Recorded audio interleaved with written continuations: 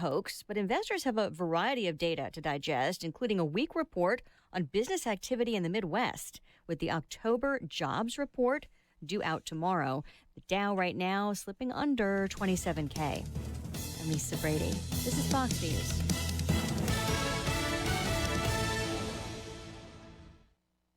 Your news, your town, your station. KVFD News when it breaks.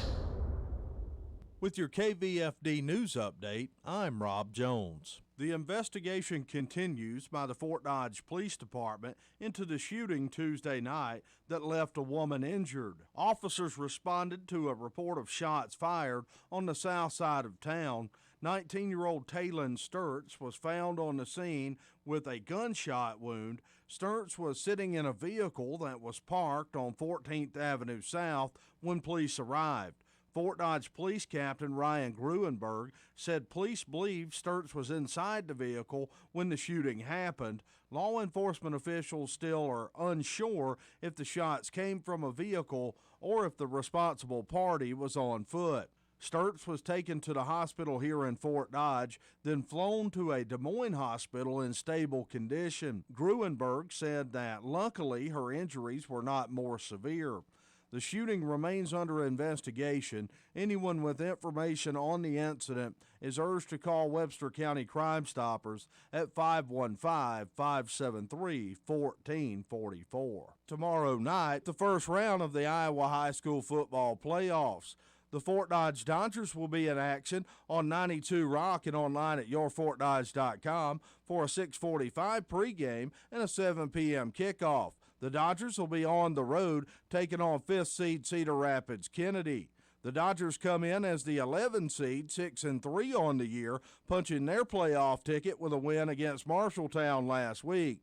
Cedar Rapids Kennedy as the 5 seed in the 4A bracket at 8-1, having won their district championship. Over on 105.9 The Beach and online at yourfortdodge.com. Join veteran area sportscasters Mark Williamson and Brian Peters for a 6:45 pregame and a 7 p.m. kickoff as the undefeated South Central Calhoun Titans host Mount Ayr. The Titans are the 6th seed in the 1A bracket. They won their district championship last week with a win against Pocahontas. Mount Ayr comes in 7-2, the 12th seed in the 1A bracket. Other area teams in action in the 2A ranks. Greene County is 8-1 on the year, the 8th seed. They'll be on the road taking on Des Moines Christian. Also in the 2A bracket, the number 3 seed Algona, they're undefeated at 9-0 and won their district championship. They'll host 16 seed CLGLR. In Class A, IKM Manning is the 13 seed with a record of 6-3. They'll be on the road taking on top seed West Hancock. For KVFD from the Jerry Sheeter Newsroom, I'm Rob Jones. Here's the AM 1400 KVFD weatherology forecast. Mostly sunny skies here this afternoon with a high in the upper 30s. Northwest winds at 5 to 15 miles per hour. Then for tonight, increasing cloud cover, a low near 26. By Friday, a slight chance for rain and snow mixing here. Cloudy skies, a high of 39 degrees. Then by Saturday, mostly sunny skies will see a high around 42. From the Weatherology Weather Center, I'm meteorologist Jennifer Wojcicki. Currently, it's 35.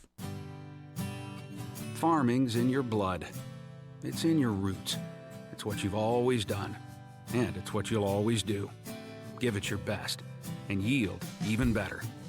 So the last thing you need is corn rootworm inflicting its worst damage where it counts the most. Because if there's one thing you've learned season after season, it's the yield goes back to the roots. Which is why you only trust Smart Stacks technology to protect the foundation of your yield from corn rootworm, as well as a broad range of above-ground pests. Smart Stacks technology is proven on over 100 million acres. See how it compares with all your trade options at Genuity.com/protection. Smart Stacks technology. Yield goes back to your roots. Always read and follow IRM grain marketing and all other stewardship practices and pesticide label directions. Individual results may vary.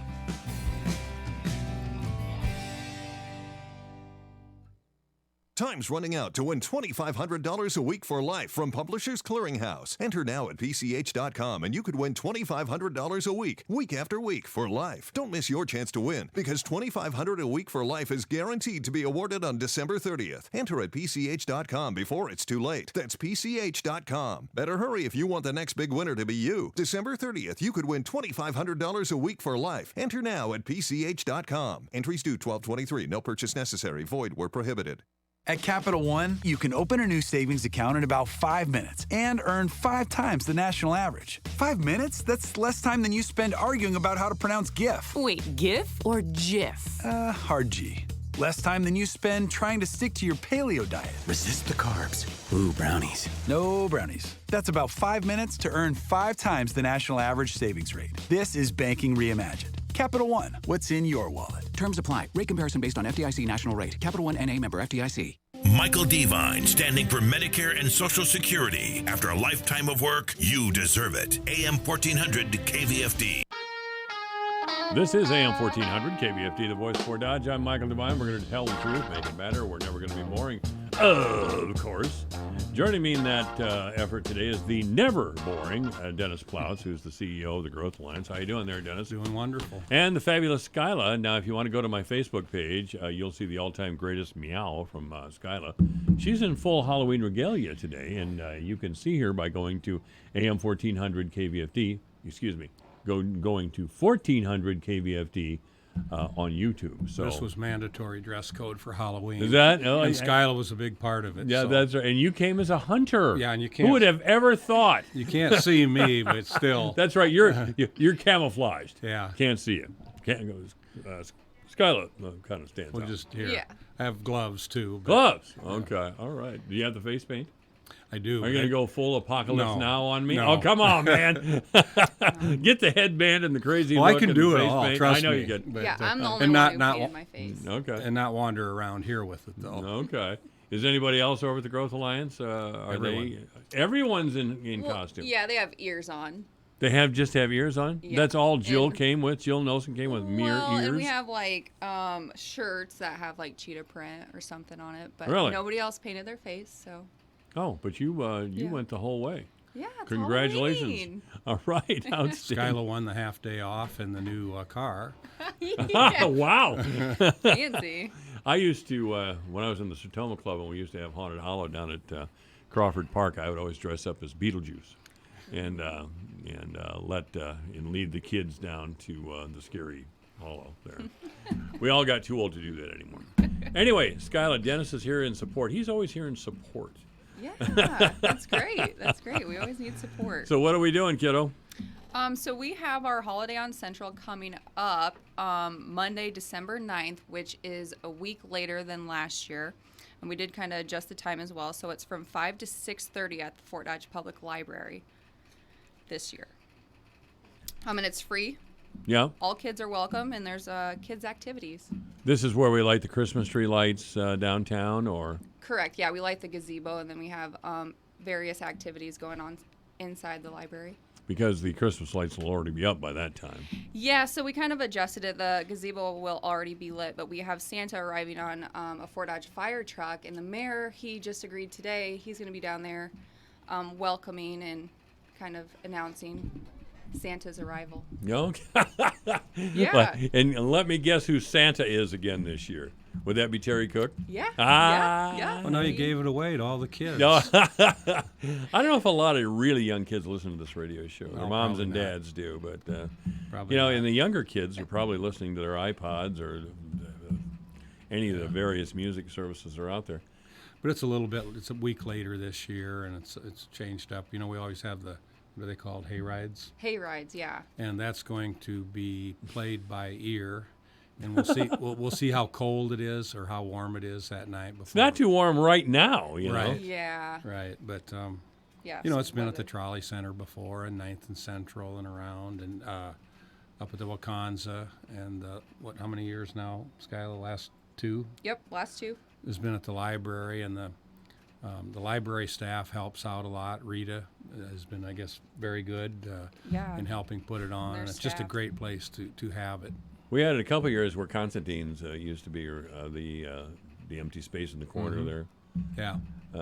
Is it Constantines or Constantines? Constantines. I can't even remember now. I don't remember. Used to eat there every noon. Did you? Yep. Oh yeah, that was a great place. You could get a place and look out on Central Avenue when it was Central Avenue. Yeah. No, I did. I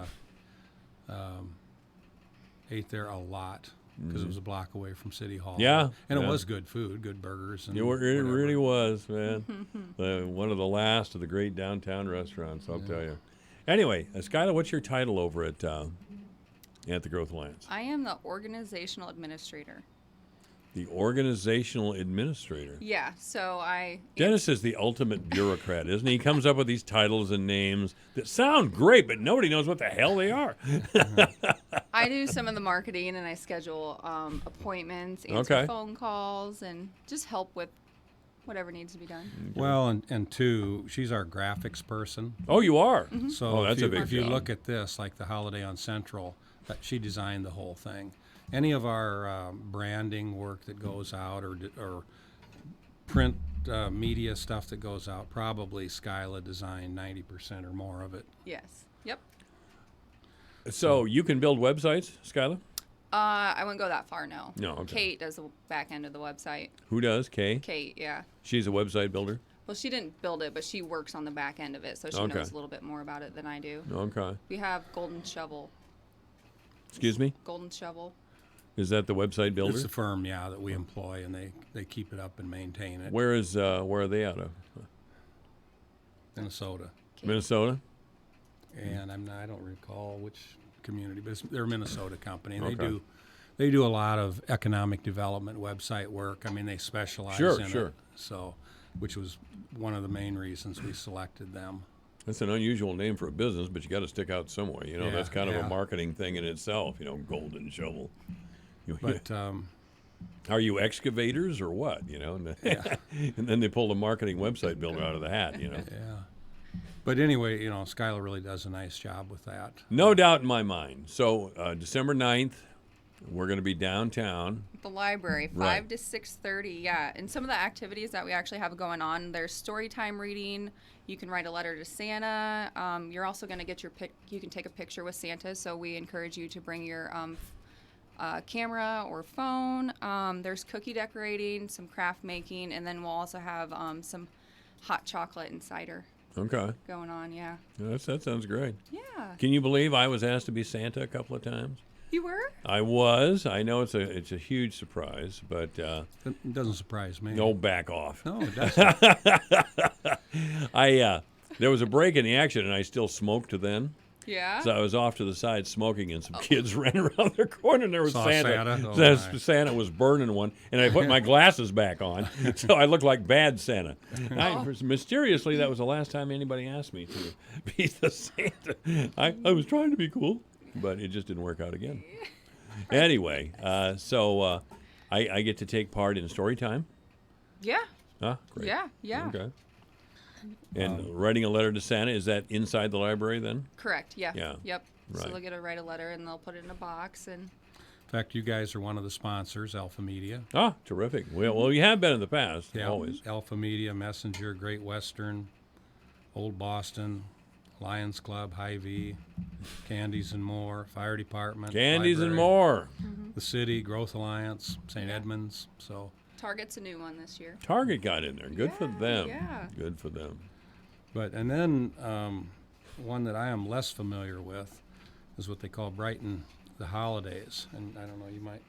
Yeah, so this is actually Main Street. They actually have some holiday stuff that's going on. So that starts off November 27th, and there's actually 2 weeks of activities that are going on for the holidays. So they have Black Wednesday, and they're going to have their Wine About Winter, and then Black Friday will be November 29th, and then they're doing Small Business Saturday, November 30th, and then we'll have our event on December 9th, and then Holly Trolley Christmas. They're having an adult night downtown at the Trolley Center this year. Outstanding. So, yeah, I think this is the second year that they're doing that. So. Are you a mother, Skylar? No, I'm not. Okay. Nope. All right. But a lot of that's it's no requirement. I just wondered if you're bringing your kids. Nope. That's a distinction. The library event is really for kids, period. Yeah, sure. This is more adult. I love that more library. adultish, and I think they're even going to have wine and Yep, they're going to have things. specialty So drinks. we wanted to segregate that from the kids' functions. You didn't want the kids bellying up to the bar? No, That's not. probably a good idea. Probably a good idea. But you'll be there, right? Well, I'll be there somewhere. But anyway, it's nice that, we have a lot of volunteers that help with these. And we thought we'd come on today and just explain that it's a little different date than prior years. Let people know where the location is. What day is December 9th? It's Monday. Monday, okay. Monday, yep. All right. And I think that's the same, but it would have been Monday last year, right? With the Monday earlier? Yeah. So it's normally the Monday after Thanksgiving. But there were some conflicts going on, and so this date kind of worked with everyone. Was in the past we've had the mayor light the Christmas trees. Correct. Or kick off or light the lights around a gazebo or whatever. Are we going to do that again? Are we going to drag Bemrick out there again this year? So he will be there. He will be welcoming Santa on the fire truck instead of actually lighting the gazebo. Okay. Well, that works for me. He'll be there. That works for me. Yeah. Okay.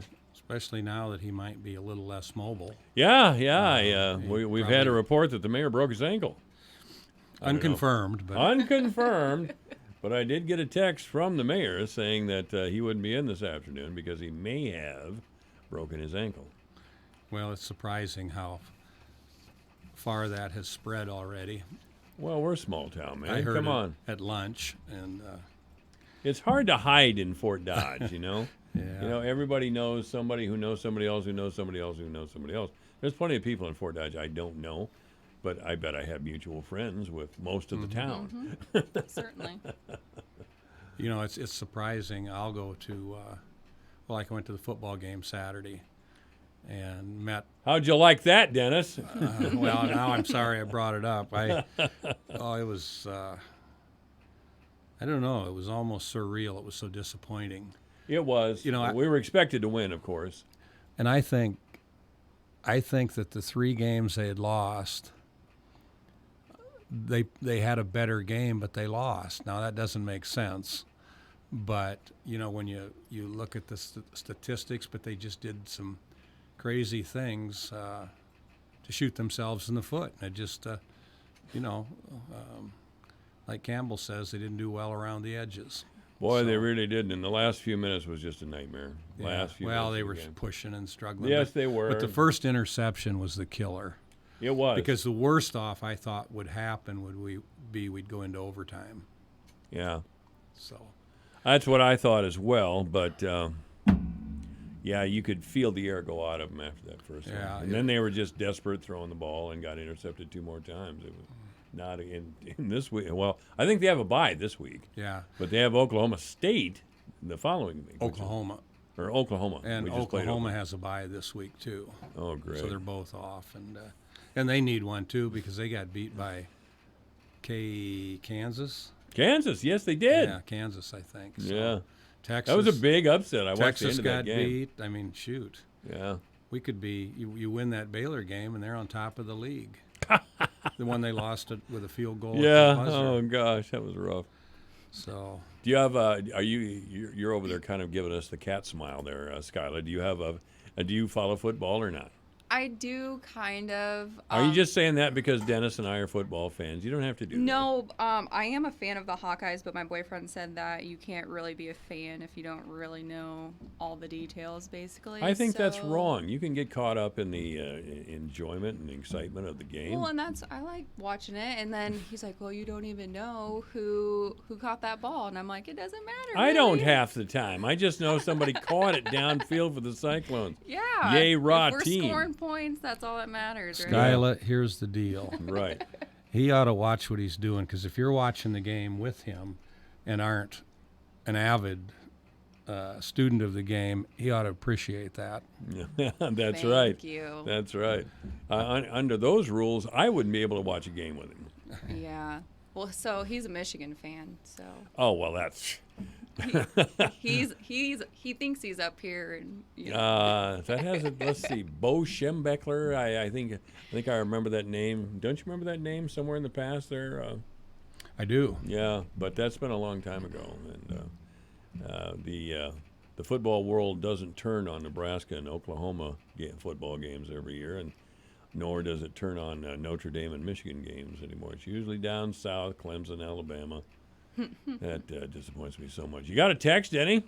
No. Denny's the busiest man in the world. Have you noticed that? He is busy. Well, That's good. Keeps him on his toes. Well, let's make sure that everybody knows once again. December 9th, and we're going to do what? We are going to be at the library from 5 to 6:30. Santa Claus will be there, arriving on a fire truck.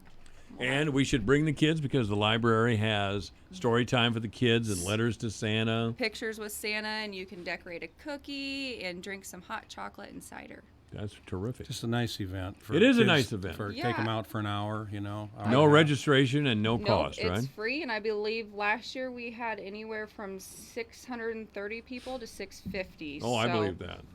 I believe that. All right. Skyla, thank you. Thank you. Denny Ploutz, thank you. Mike. Skyla and Dennis from the Ford Dodge Growth Alliance. This is AM 1400 KVFD, the voice of Ford Dodge. Profit potential in the U.S. pork sector. Hello, I'm Megan Grebner, and this is Managing for Profit on Brownfield. The pork industry's daily slaughter totals keep inching higher. We're not done hitting our daily record between now and the end of the year. In this Managing for Profit, University of Missouri livestock economist Scott Brown says there's opportunity for profits despite a growing hog herd. We'll find out more on Brownfield right after this. It's been a tough season for many farmers. As a leading crop insurance provider, RCIS stands by your side, come rain or shine. We're focused on fast and accurate claims service with claims professionals who understand crops, conditions, and marketing concerns in your area. When it comes to helping you weather the storm, we've got this. Ask your crop insurance agent about RCIS or visit rcis.com today. RCIS is an equal opportunity provider. I've been farming my whole life. I don't need somebody to come out here and state the obvious. I don't need anybody to explain my farm to me. My local co-op works with CHS, and they know what I need when I need it. A global network of support. Local expertise. And valuable market options. We need a co-op that's here for us. So we can own every day. When you're an owner of a local cooperative connected to CHS, you get local expertise, a proven efficient supply chain, and global market access. Learn more at cooperativeownership.com. Despite the record supplies of pork coming online and a herd that continues to grow, University of Missouri livestock economist Scott Brown says there are profit opportunities for the U.S. pork industry. China's the big one here. So we start off with USDA saying Chinese pork production in 2020 will be 25% lower than it was in 2019. I want to give a little perspective. Back in 2015, the Chinese produced 56.5 billion metric tons of pork, but from 56.5 to 34.8 billion metric tons in 2020. That's a significant decline in terms of production, and that's why everybody's looking at what's the opportunity for trade. So if we look at what USDA is saying, a nearly 35% increase in imports of pork into China in 2020. I'll say the EU, the US, Brazil is who USDA will suggest gets a majority of that additional trade. If we look at the US for a minute, again, up about 4%, that's not anything new that we haven't talked about. But when you look at what I've defined as the rest of the world, so rest of the world less China and US, production in the rest of the world is only up 0.7%. So the absolute growth in the United States pork production for 2020 likely exceeds the growth in everybody else excluding us and the Chinese. Andy says there have been signs here in the U.S. that signal companies are positioning themselves to capitalize on that opportunity. Now two large packers who are basically saying, let's eliminate ractopamine with the opportunity, hopefully, to ship more products to China. It's going to be really interesting to watch how that happens. I think a lot of folks will sit there going, we're going to see these processors shipping whole and half carcasses to China. That, again, is going to make for some interesting price effects when you start looking at these individual components. But the news this week with Tyson also joining in, eliminating ractopamine, to me is some pretty positive signs. I'm Megan Grebner with Managing for Profit on Brownfield. According to the FBI, the average home burglary loss is about $2,000. Still, only 1 in 5 homes have home security. Simply Safe is here to change that. Around-the-clock monitoring is just $15 a month. Simply Safe has no contracts, they have no hidden fees, and they have a huge deal going on right now. Get a free HD security camera when you order at simplysafeusa.com. That's simplysafeusa.com. Your news, your town, your station. KVFD News when it breaks. With your KVFD News Update, I'm Rob Jones. The investigation continues by the Fort Dodge Police Department into the shooting Tuesday night that left a woman injured. Officers responded to a report of shots fired on the south side of town. 19-year-old Taylon Sturts was found on the scene with a gunshot wound. Sturts was sitting in a vehicle that was parked on 14th Avenue South when police arrived. Fort Dodge Police Captain Ryan Gruenberg said police believe Sturts was inside the vehicle when the shooting happened. Law enforcement officials still are unsure if the shots came from a vehicle or if the responsible party was on foot. Sturts was taken to the hospital here in Fort Dodge, then flown to a Des Moines hospital in stable condition. Gruenberg said that luckily her injuries were not more severe. The shooting remains under investigation. Anyone with information on the incident is urged to call Webster County Crime Stoppers at 515-573-1444. Tomorrow night, the first round of the Iowa High School football playoffs. The Fort Dodge Dodgers will be in action on 92 Rock and online at yourfortdodge.com for a 6:45 pregame and a 7 p.m. kickoff. The Dodgers will be on the road taking on 5th seed Cedar Rapids Kennedy. The Dodgers come in as the 11 seed, 6-3 on the year, punching their playoff ticket with a win against Marshalltown last week. Cedar Rapids Kennedy as the 5 seed in the 4A bracket at 8-1, having won their district championship. Over on 105.9 The Beach and online at yourfortdodge.com. Join veteran area sportscasters Mark Williamson and Brian Peters for a 6:45 pregame and a 7 p.m. kickoff as the undefeated South Central Calhoun Titans host Mount Ayr. The Titans are the 6th seed in the 1A bracket. They won their district championship last week with a win against Pocahontas. Mount Ayr comes in 7-2, the 12th seed in the 1A bracket. Other area teams in action in the 2A ranks. Greene County is 8-1 on the year, the 8th seed. They'll be on the road taking on Des Moines Christian. Also in the 2A bracket, the number 3 seed Algona, they're undefeated at 9-0 and won their district championship. They'll host 16 seed CLGLR.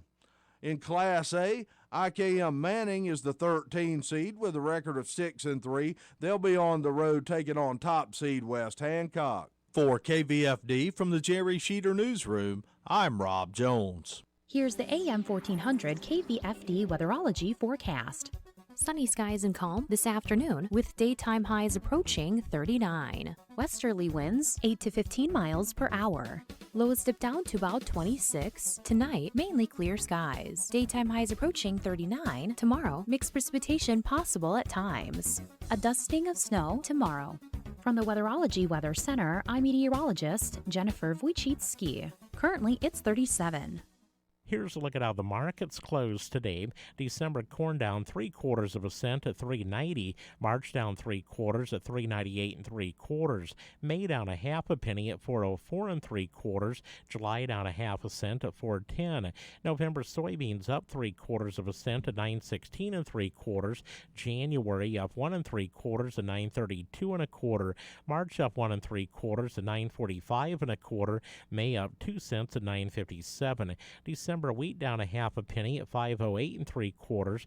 Soybean meal up $2.20 a ton at 304.40. October live cattle down 170 at 111.67. December down 107 at 117.22. October feeders down 7 cents at 145.95. November down 27 cents at 147.60. December lean hogs up 22 cents at $66, and February up a nickel at 73.32. I'm Dwayne Murley. Acre to acre, year to year, generation to generation. Nobody scrutinizes performance like you do. And acre to acre, year to year, generation to generation. The consistent performance of Asgrow brand soybeans helps to keep your profitability out in front. Offering a suite of tailored integrated solutions and 100% exclusive genetics for strong yield potential.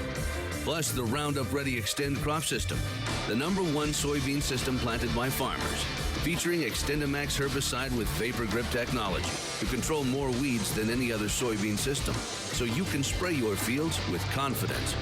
Ask your dealer how much further you can grow when Asgrow leads the way.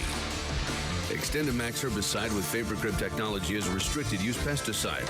Always read and follow IRM where applicable, grain marketing, and all other stewardship practices and pesticide label directions. Check with your state pesticide regulatory agency for specific restrictions in your state. Farming is a competitive business. You need to be tough and smart, and you need to have equipment that you can rely on, which is why farmers entrust their grain handling to Brandt products, available at Ziegler Ag Equipment, like the XR grain carts, featuring a high-capacity 20-inch discharge auger that unloads up to 620 bushels per minute, making unloading quick and effective. Talk to your Ziegler sales rep about the full line of augers, belts, carts, and vacs, because if you want to be #1, get yourself some worry-free performance from Brandt and lead the field. Ladies and gentlemen, are you ready? Alpha Media presents Elvis.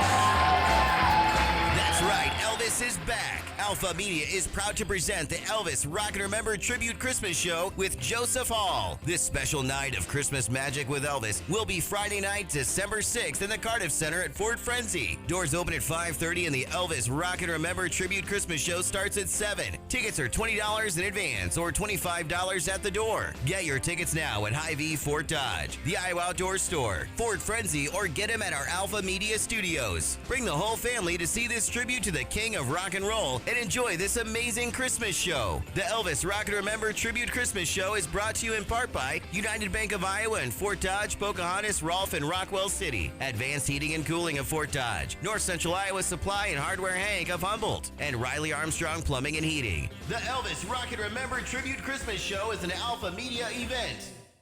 Michael Devine, standing for Medicare and Social Security. After a lifetime of work, you deserve it. AM 1400 KVFD. That's right. We're standing for Medicare and Social Security at AM 1400 KVFD, the voice of Fort Dodge. At least I am. Some Republicans want to do away with Medicare and Social Security over time. Ain't going to happen as long as I'm on this earth, I'll tell you. And don't think that's the end of it.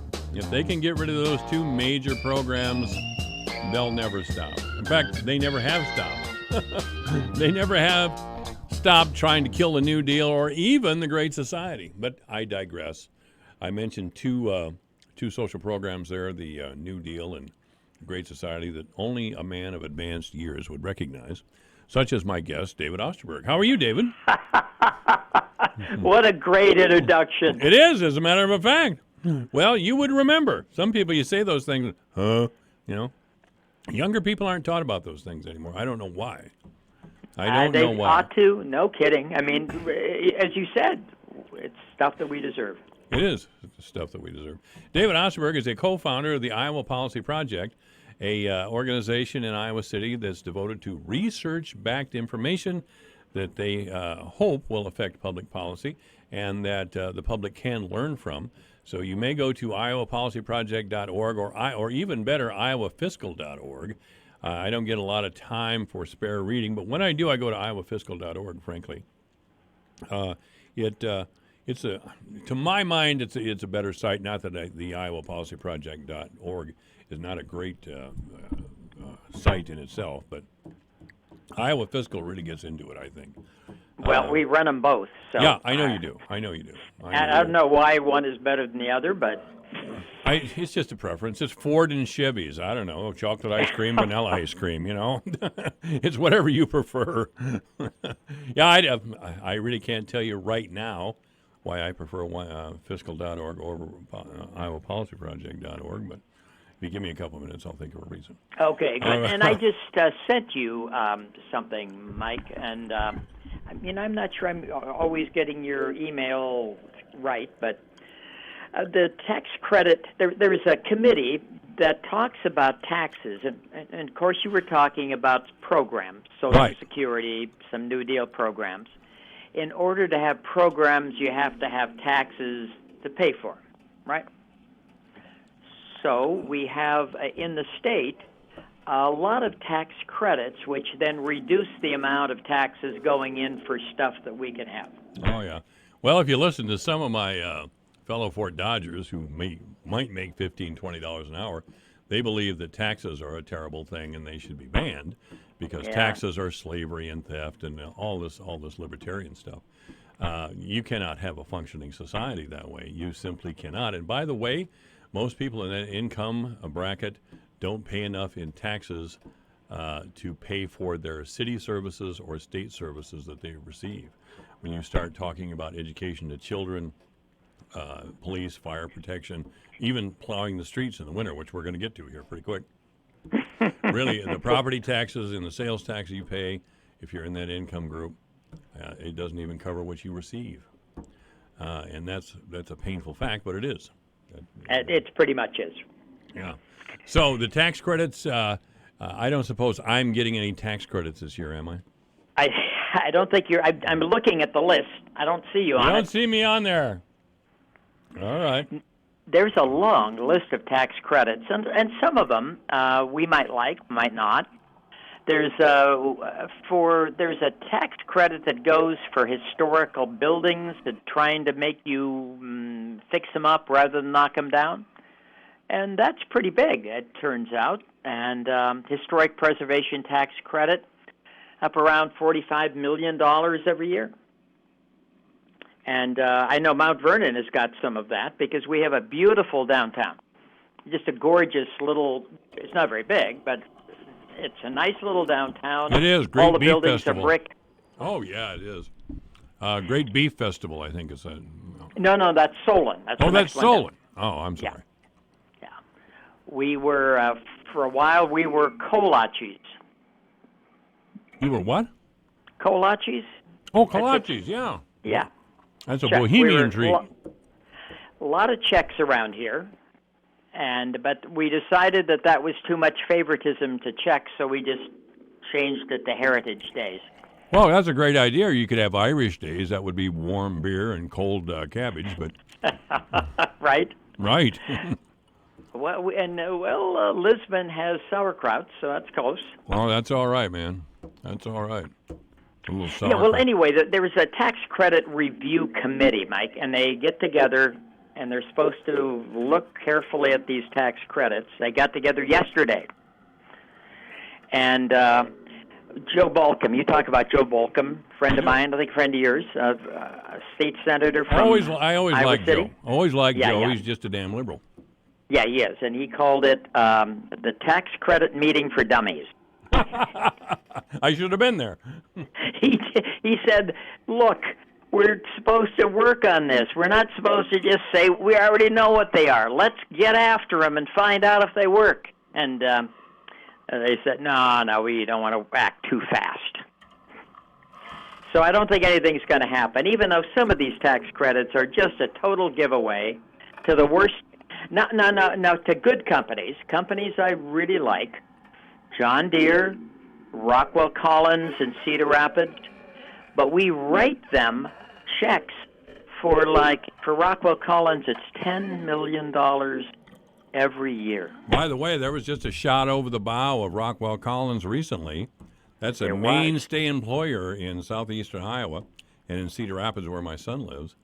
The current owner of Rockwell Collins has moved part of their production, a small part of Rockwell Collins' production facility off campus to another state.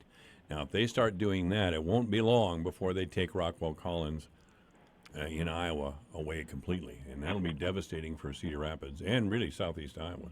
Oh, right. And any time you let companies merge, that's what happens. That's what happens. That's right. That's what happened in Newton, right? When Maytag merged and it was going to be just fine.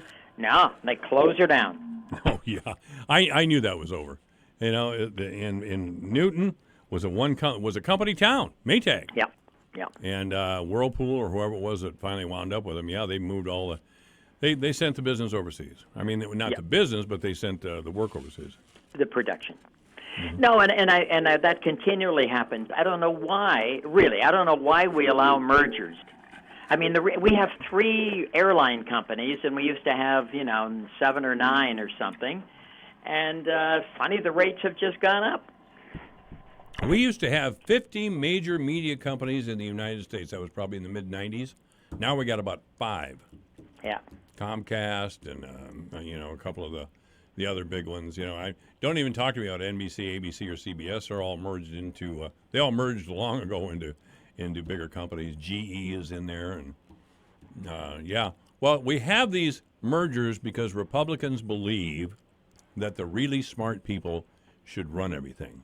Yeah. And if you're smart enough to run a large business, then you should be allowed to dominate that sector of the economy.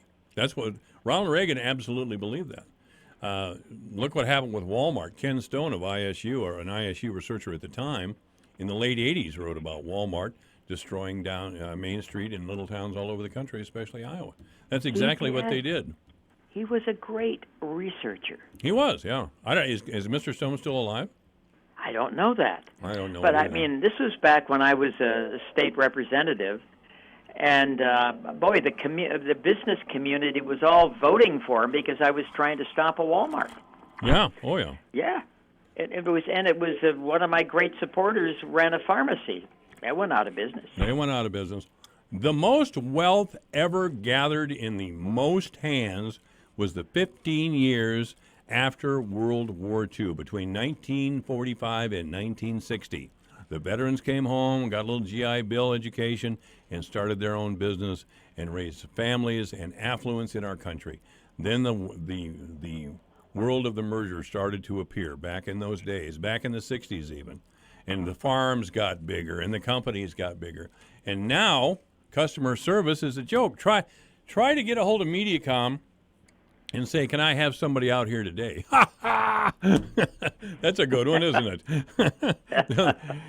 it? They'll tell you when it's going to happen, and you have to sit home for 4 hours. That's down that. Laughter at the other end of the line, right? Yeah, that's right. And I'll tell you, not that long ago, that sort of customer service would a company would not be able to get away with that.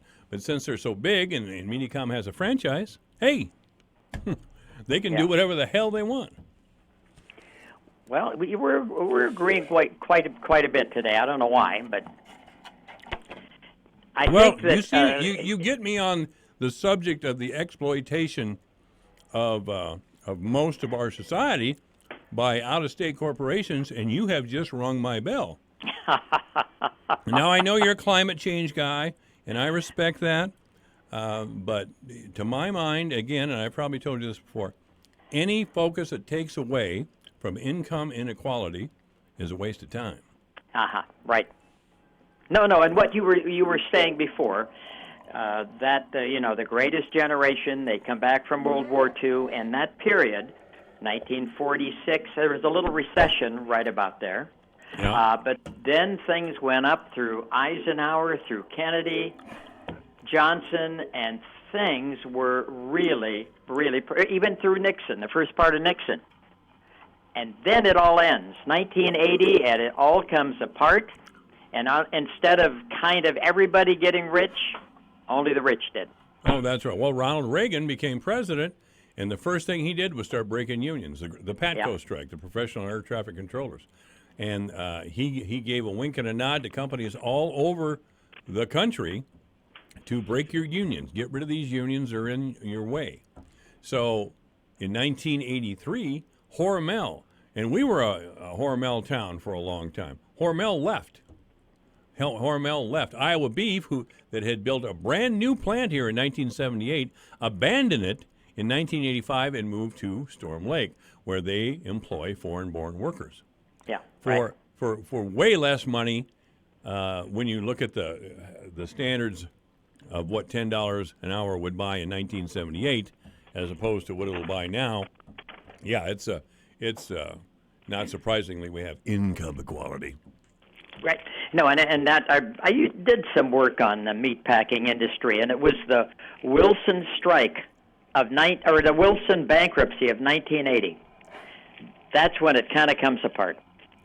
Really? IBP was a big part of that. Oh, I'm sure. Yeah, no, you're right. But I remember it was $11.69 an hour or $11.89 was the master contract, and that was in, like you said, 78, 80, and then and that today is certainly in the 20s, someplace. And but after that, instead of and it's also not just immigrants. It's like young people living, 6 to a house and just going to work every day, and that's all they're doing because they don't have families. That's what changes a community also. Don't have families. They don't have any money for leisure activity. Right. They don't. And they can't coach Little League like the guys used to be doing. I did. Yeah, well. I had my whole team No, quit you on me did one time. when you were getting paid a decent wage at a meatpacking plant. That's what you did. Yes. Well, and then when the wage went from $11.85 down to $7, everything changed. Certainly. Oh, it had to. It had to. Now we had, I was one of the guys that got out on the streets for Bill Clinton. And what was the centerpiece of Bill Clinton's economic plan that he never mentioned while running for president? That was NAFTA. And out of NAFTA allowed companies to go overseas. In fact, encourage them through various tax breaks and other incentives to move their operation overseas. So we have some of the biggest plants, GM plants in the world in Mexico. Yeah, right. So where do we go, David? We can't trust the Democrats, and we know who the Republicans are. Yeah, exactly. Well, Bernie, the new kind of Democrat. Burn! Yeah, well, get Bolcom on board with that. What's the Democrats here in Iowa are awfully quiet about these things. Cindy actually doesn't even want to mention anything about Nancy Pelosi. I can tell you that. But it wasn't that long ago. We were an entirely Republican state. Governor, all our with the exception of Dave. I can't remember his name now. Dave, the District 2 congressman who just retired. Dave who? Dave Lobsack. Thank you very much. Yeah. No, Dave Lobsack, and all of a sudden it changed in a big way. Yes, it did. But Iowa's been like that. I mean, Berkeley Bedell, great Democrat, representing the most conservative part of the state, elected every year. Sure. Oh, yeah. The farmers loved him. Berkeley rarely talked about anything but the farm economy. And he rarely talked about anything other than the economy. Now we got Democrats talking about all kinds of bizarre, weird stuff, and they're losing. And they just, Democrats have that thing. I'd rather be right than elected.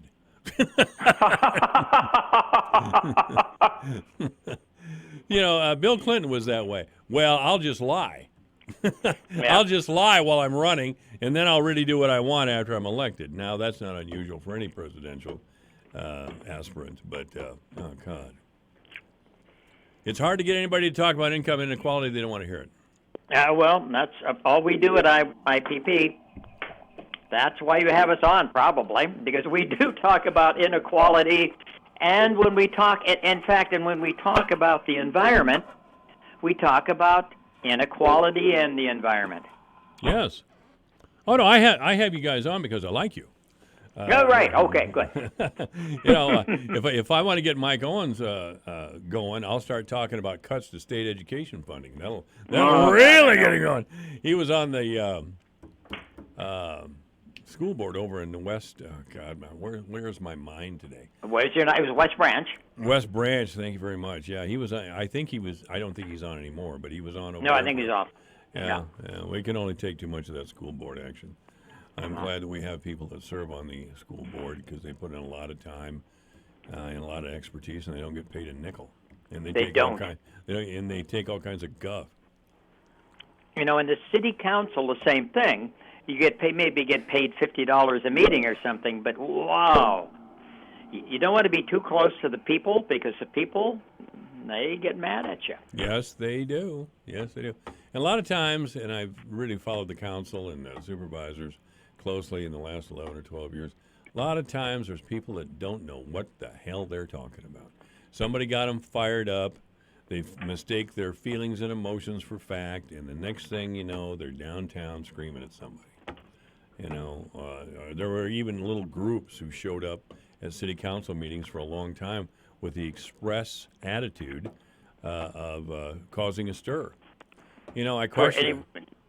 Just for the heck of it. Oh yeah, just for something to do. There was one guy down there complaining all the time about property. You know, another woman complained about the streets in Fort Dodge not being done.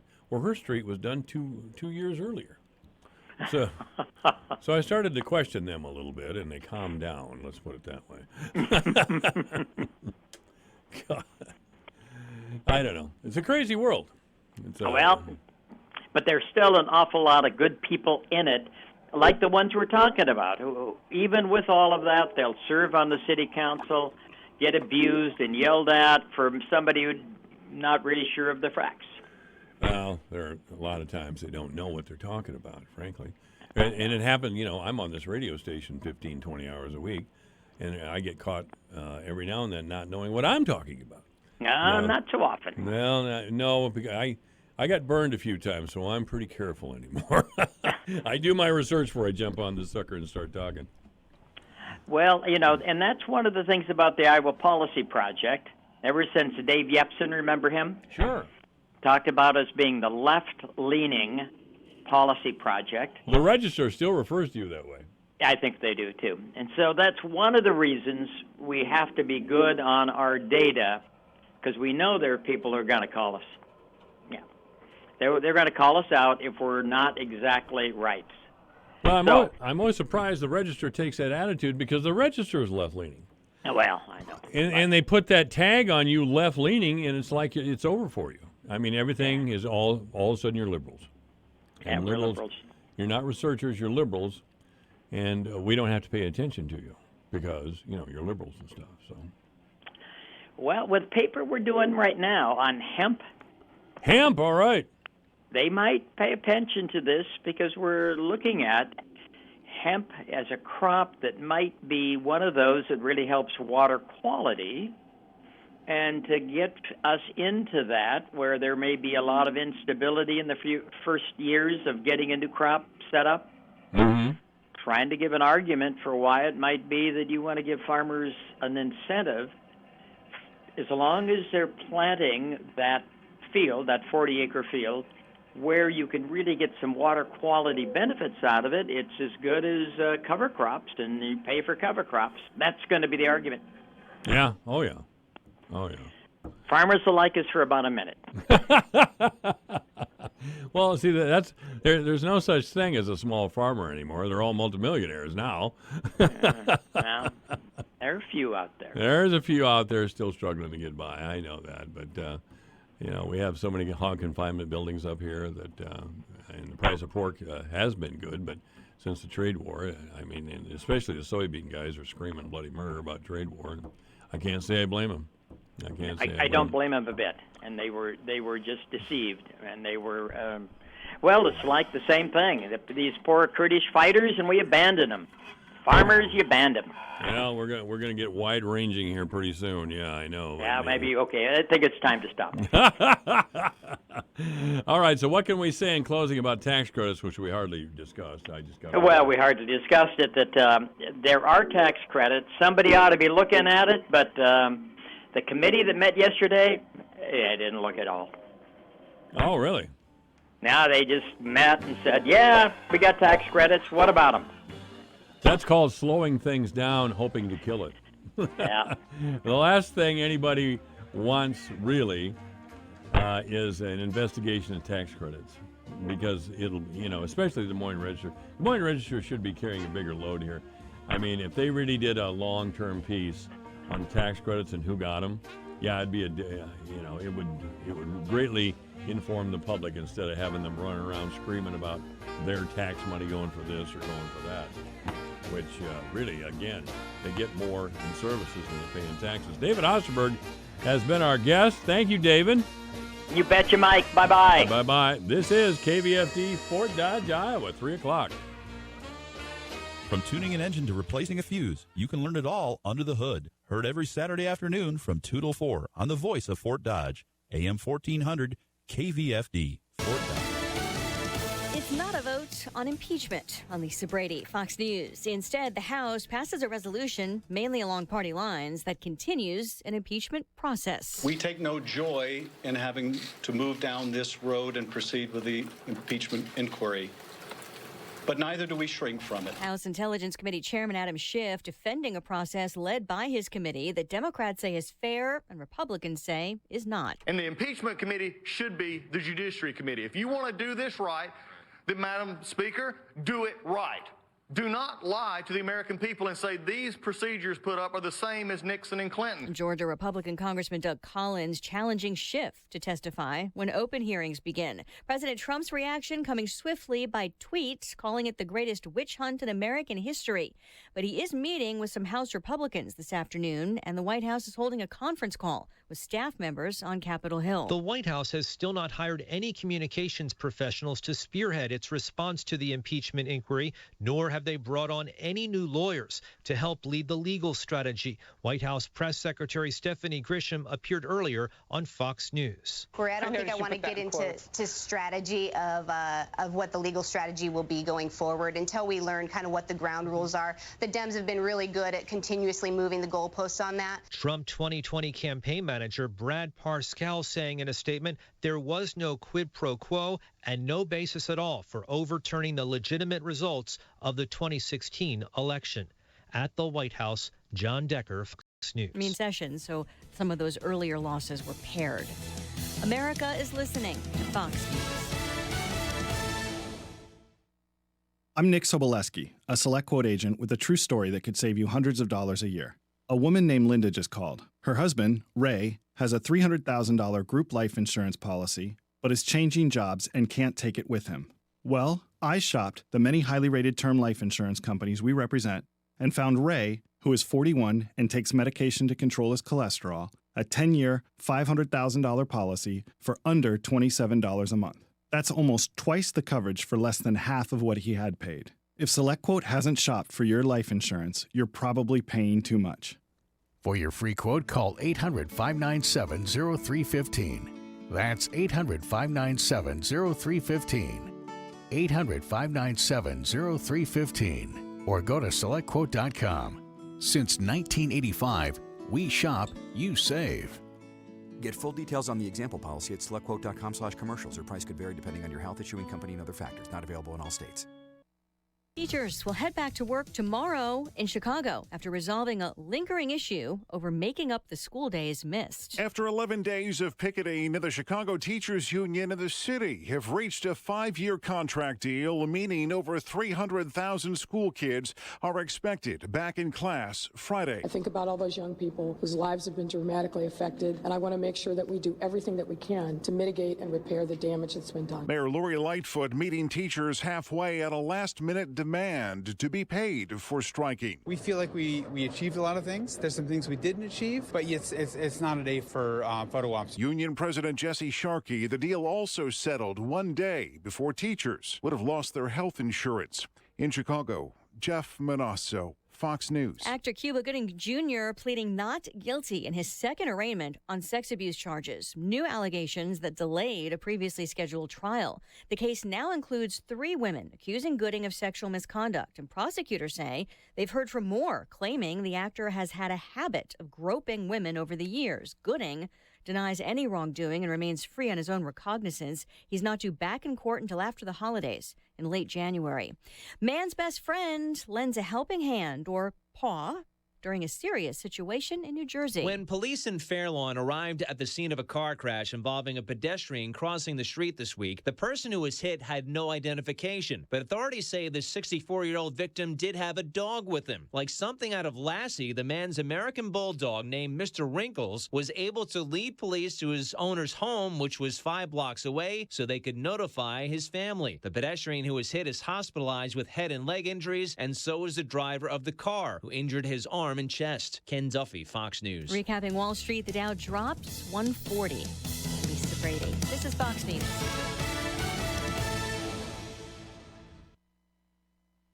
Your news, your town, your station.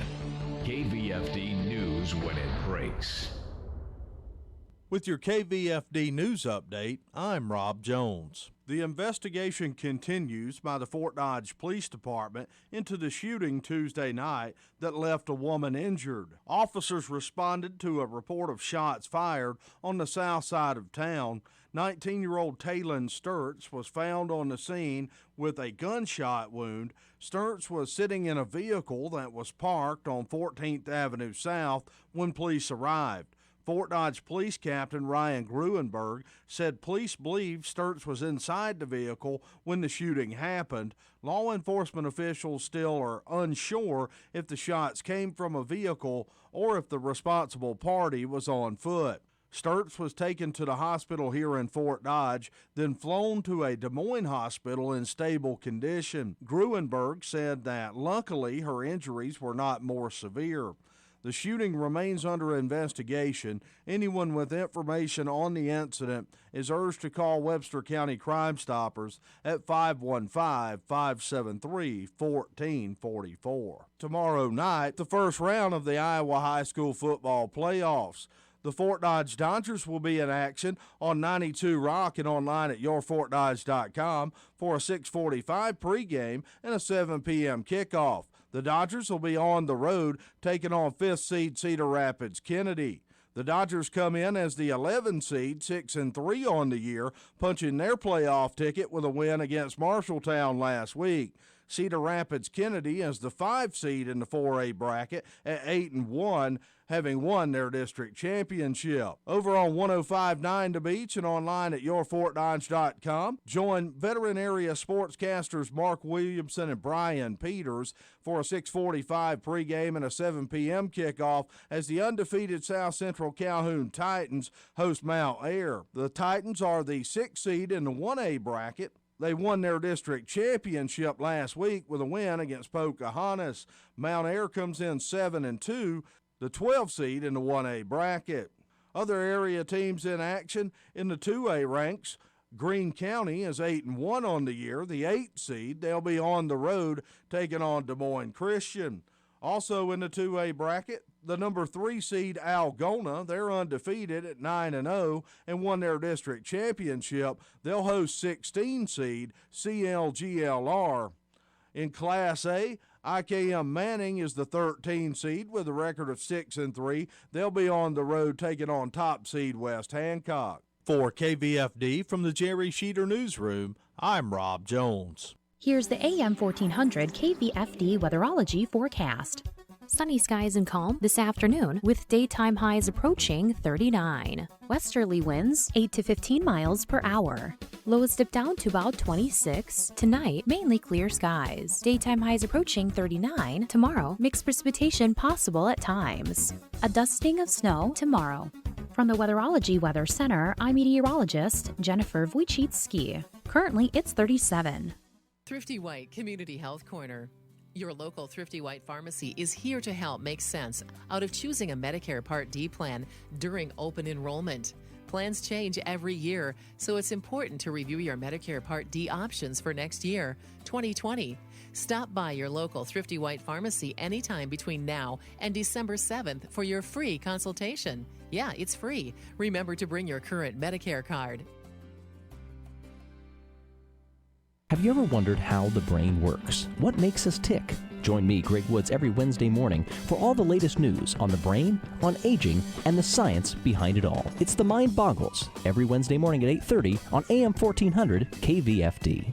Stop into Menards and save big money on all of your home improvement needs. Polar Plastic's all-purpose clear plastic sheeting is a great solution for insulating windows, to be used as a drop cloth, or for covering insulation. Choose from 4mm, 8-foot 4-inch by 100, or 10-foot by 100-foot rolls. Get the rolls for just $19.99 after mail-in rebate. These prices are good now through Saturday, November 9th. Now at Menards.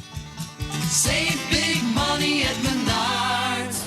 Michael Devine, the mayor of Manville. It's a fancy title for a part-time job. Michael Devine at AM 1400 KVFD. This is AM 1400 KVFD, the voice of Fort Dodge. I'm Michael Devine, and of course, we're going to tell the truth, make it matter, and we're never going to be boring. With us now is the never boring Curtis Dean with Smart Source Consulting. How are you, Curtis? I'm great. Thank you. How are you today? I'm really good.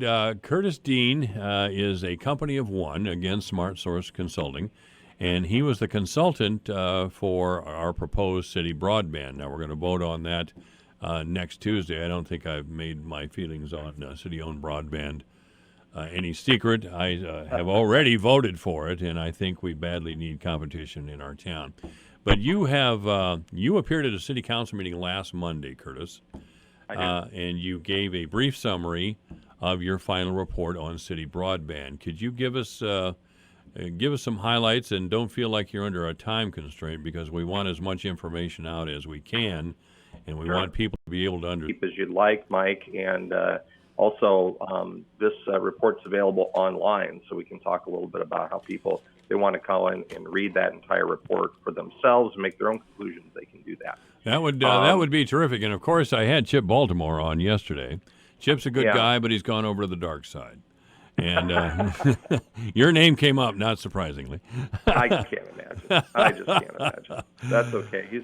He's trying to represent his organization. Yes, he organization's is. state of mind and point of view. So, more power to him. More power to him. So, basically, just to kind of back up for a second and talk about what this was all about. First of all, the city hired me to conduct a phase one of what could be that is a several phase approach to studying the feasibility of a new fiber-based broadband network in Fort Dodge. Did somebody from the city staff contact you? Yeah, absolutely. David Fierk, the city manager, and I talked actually at a conference where I did a presentation here earlier this year, and said that the council had already directed staff and had budgeted money to do some feasibility work on this topic, and got a proposal from me, and they decided to hire me to do this. Important to remember that when we started the study back in July, there was not yet a referendum. And the study itself was not particularly aimed at drawing any conclusions about whether the city of Fort Dodge should build and operate their own broadband utility. The study was aimed at evaluating what the market looks like, what the attitudes are from consumers about their services that they have, and if they would be interested in and supportive of an alternative, whether that be a publicly owned network or a privately owned network. So that's the approach we took in doing the broadband study and the other work that we did. And that really consisted of three pieces. Number one, we had the survey, which you've heard quite a bit of discussion about, and I'll talk about some of that in just a minute. Number two, we had a broadband assessment tool where people were actually able to go in and identify where they live or work and take a speed test that also assessed other network characteristics to give us some real-world data to back up claims that people have about reliability, slow speeds, et cetera. And then the third piece of this was a series of meetings that we had where we invited different stakeholder groups in. Some of those were businesses, healthcare, schools, et cetera. Now, this is in Fort Dodge, Curtis? Yes. Is this all in Fort Dodge? Okay. Correct. Yep. And so we really wanted to learn what some of those key stakeholders, what their needs are, and if their needs are being met, and what they identify as some of the gaps that exist. And then we also had a public meeting where the general public could attend, where we basically opened it up to anybody to share their stories, to ask questions, and for us to just give them some basic information about why broadband is so important into this day and age. So that was kind of the work we did. The report we delivered to the council, there were really several key conclusions that we reached as a result of the work we did and the conversations we had. Number one, that consumers in Fort Dodge are not satisfied with their current service options. They primarily complained of price, reliability, and customer service quality as being key pain points for them, and that they also credit part of that to the lack of choice in some areas where, say, only one provider can meet specific needs that they have. They really don't have a choice. It's a monopoly. Yeah, it is. And that's, you're talking Mediacom, of course. Did anyone express any sort of opinion regarding Frontier? Oh, yeah. Lots of opinions. Yeah, I bet. And that's the thing. This report is nothing. This is not me saying anything. This is me reporting what the people of Fort Dodge said. And the attitudes about, each of the providers, of course, the two biggest ones being Mediacom and Frontier, come through very clearly in the report and in the summary that we gave to the council on Monday.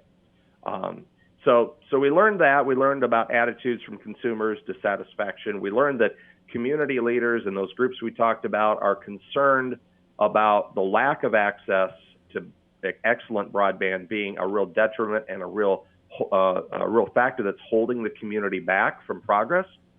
There was a lot of paid attention to a lot of discussion from the citizens about were they interested if somebody else were to snap their fingers and suddenly be able to offer a superior service at a competitive price, would they be interested in switching? And we found a very high percentage of people would be interested in switching if that was to happen. And then finally, the other big piece of this was we retained an engineering company called HR Green, one of the largest actual engineering companies in the country. And they took a look at Fort Dodge and framed up what a high-level design for a network would be. And through that exercise, we're able to come up with a broad range of costs for what a network might cost if a new one were built in Fort Dodge. And again, that's not necessarily if it were just a city-owned network, but if a new provider, a different company, a private company were to come in and build a fiber-to-the-home network, those costs are also showing fairly accurately what that would be. So those are the primary conclusions that we had. And on the cost side, we found that depending on whether you ran a service line to only a certain percentage of the community or to every home and business, that network is going to cost between $22 and $32 million.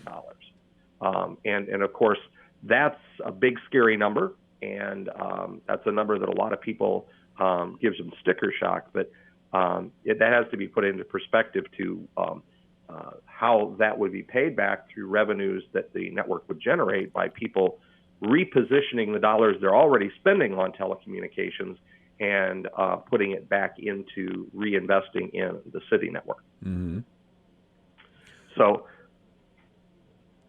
those are kind of the high-level conclusions. Right. This is AM 1400 KVFD, the voice of Fort Dodge. Our guest is Curtis Dean. He's with Smart Source Consulting. I want to get back to reliability and speed. What did the research or your reports find? Well, we asked people to rate the reliability of their provider on a scale of 1 to 5. 1, if you rated it 1, that meant you were very dissatisfied with reliability. If you rated it 5, it meant you were very satisfied with reliability. So using that 1 to 5 scale, essentially a score of 3 would be average, right? Right. we found that both the two main providers in town, both Frontier and Mediacom, were rated below average on reliability by the consumers that answered the survey. Mediacom came in at about a 2 out of 5 on reliability. Frontier was 2.4 out of 5. That's not at all inconsistent to what we've done in similar polls and surveys that I've done in other communities that I've worked for. The phone company, the landline phone company, tends to be seen as a little more reliable, and the cable company a little less reliable. When you look at things like speed, though, it's flipped, right? The cable company generally has better speed delivery because of the technology that they have, while the telephone company, in this case Frontier, their speeds are slower because they're using an older technology that's not as capable as the cable technology. Mm-hmm.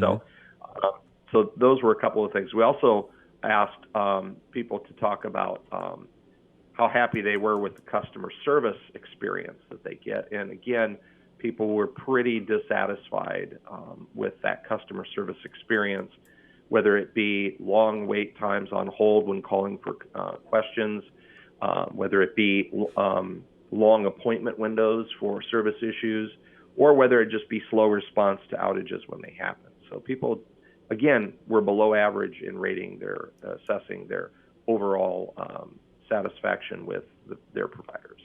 Okay. Again, Curtis Dean is our guest. Chip Baltimore, as I mentioned earlier, was here yesterday, and Chip's a nice guy. I've met him before. He did absolutely refuse to be referred to as a lobbyist. He is a senior research consultant with the Taxpayer Protection Alliance. I suppose it sounds a lot better. I'm somebody in communications, and you certainly have a communication background. We know the power of subtle changes in words. So, senior research consultant for a Washington, D.C.-based Taxpayer Protection Alliance concerned only with the amount of money a taxpayer is paying in Fort Dodge. That sounds a lot better than lobbyist for Mediacom. He didn't even cop to the fact that Mediacom may have requested the assistance of the Taxpayer Protection Alliance. Have you run into this before, this Taxpayer Protection Alliance? They've been in existence for a long time, and yes, they have. For that, yeah, and they've been a critic of municipal broadband very consistently over a long time. It's just only really this year that we started to see any physical presence of the TPA in Iowa, and I think that's primarily because when they hired Mr. Baltimore at the beginning of the year, he had plenty of things to do because there are so many communities in Iowa right now that are anticipating or looking at the potential of new alternatives, including municipal providers. So I've run into Mr. Baltimore a lot because he's been at meetings in Vinton, right, Fort Dodge, and New Hampton, and other places that I've done work for. All right. Chip kept referring to a report in Decorah that your name is on. Could you give us the story on that? Yeah, Decorah is kind of a long story. They had a feasibility study 3 or 4 years ago that was, in my opinion, and in the opinion of some other people in the industry, poorly performed. The feasibility study basically concluded that the city would be hard pressed to build and operate its own network. But Decorah, really, because it's really a nice little town up there. Oh, it's beautiful. It's a beautiful. Seems town. like a very They already prosperous. have some resources. Yep, they already have some publicly owned fiber resources in the community. Mm-hmm. The problem with that report was it didn't really show the math about how they reached that conclusion, Mm-hmm. and the entire report was essentially a slideshow, a PowerPoint. So. That's deep. So the city leaders, after that, they asked me to look at it, and I gave them my opinion that it was incomplete. And without being able to access some of the research data that they had, they did a survey like I did in Fort Dodge, but they then evaluated the results of that in a very negative way. So anyway, the end result of that was that the city of Fort Dodge decided to reopen the concept and essentially hire another company called CCG Consulting to look at that first feasibility study and see if they drew different conclusions from it. I was part of that primarily because at the same time they were doing that feasibility study redo, so to speak, the city of Decorah wanted to get people in the community of Fort Dodge to actually sign a pledge saying, if you build a network, we will switch our services. So who did that? They wanted all that. What's that? I'm sorry. Who did that? Wanted to sign the citizens to sign a pledge? That was Decorah. That's what I thought. Yeah. Yeah. So what they wanted to do, Decorah wanted to go beyond just a survey, and say, we want you to also sign a card saying, if you build it, I will switch. So I coordinated that pledge card campaign for them, and I did it through CCG because it was all part of one big project. So my name's on the CCG report, but I didn't write any of it. In fact, I hadn't even read it until it came to my attention that my name was on it. So sure. But the conclusions that the consultant that wrote that report, Doug Dawson, are the conclusions that TPA is citing. And while I don't necessarily agree with those conclusions, they were his conclusions. But I'll note that they were conclusions for a completely different city in a completely different area and a completely different situation. So why that has become the primary reason to attack a Fort Dodge report, I'm not sure. Well, we need to throw some kind of stuff up at the wall and see what sticks. Yeah, Chip referred to it yesterday that your name was, in fact, attached to the report. And he seemed to question why you're denying it now. But, no, I have. Actually, when it was pointed out to me and my name was on it, I didn't deny it. I admitted it and said so on their Facebook page. Right. I know you did. I saw you. So I haven't denied it. The only reason I denied it in the first place is because I'd never seen the report, so I didn't know my name was on it. Chip also referred to a situation in Muscatine where city-owned broadband didn't, according to Chip, didn't turn out very well. Do you know anything about that? I know Muscatine very well. They're one of the most successful municipal telecommunications utilities in the state. And he's referring to the electric utility forgiving a loan that it had made to the telecom utility. Right. And that was somehow under the table and untoward and inappropriate. Well, first of all, it's allowed under Iowa law. Right. Basically, there are two different companies within the Muscatine utility group, and one of those companies, the electric utility, lent the other company, the communications utility, some money so they could rebuild their infrastructure and go fiber to the home. Because until that point, they had a similar cable type infrastructure to what Muscatine or to what Mediacom has. Well, the electric utility decided that they would write down part of that loan, because what was happening was the communication utility was responsible for those loan payments under that loan agreement, and so they would have to have the revenues from their customers to pay that loan payment. So it was really a way for communication utility ratepayers to pay the electric. And when the leaders at the utilities in Muscatine looked at the fact that they had over $100 million in capital reserves, they decided that, well, do we really need to be doing this? It's not like our utilities are not in healthy position. So they decided that they would forgive part of that loan. So that's not at all anything under the table or untoward. In fact, I would say Muscatine's been pretty darn successful, Mike. Guess how I know that? How do you know that? Because they took such a high percentage of the customers from the other cable company that the other cable company sold the rest of their customers to Muscatine and left town. Yeah, Mediacom seems to be in a high state of panic about this. The big telecom companies, and I've been doing some reading on this, the big telecom companies all over the country are fighting city-owned broadband tooth and nail. Yeah, they've been doing it for years. Well, they seem to have picked up the intensity here in the last year to 18 months. They see it as a real threat to their, honeypot. I mean, if they can keep providing poor customer service and keep having non-reliable internet, they'll they'll still make a lot of money, and they don't have to change their ways at all. And I to be competitive, if we are lucky enough and smart enough to vote in favor of city-owned broadband on November 5th, they'll have competition and they'll have to change their ways.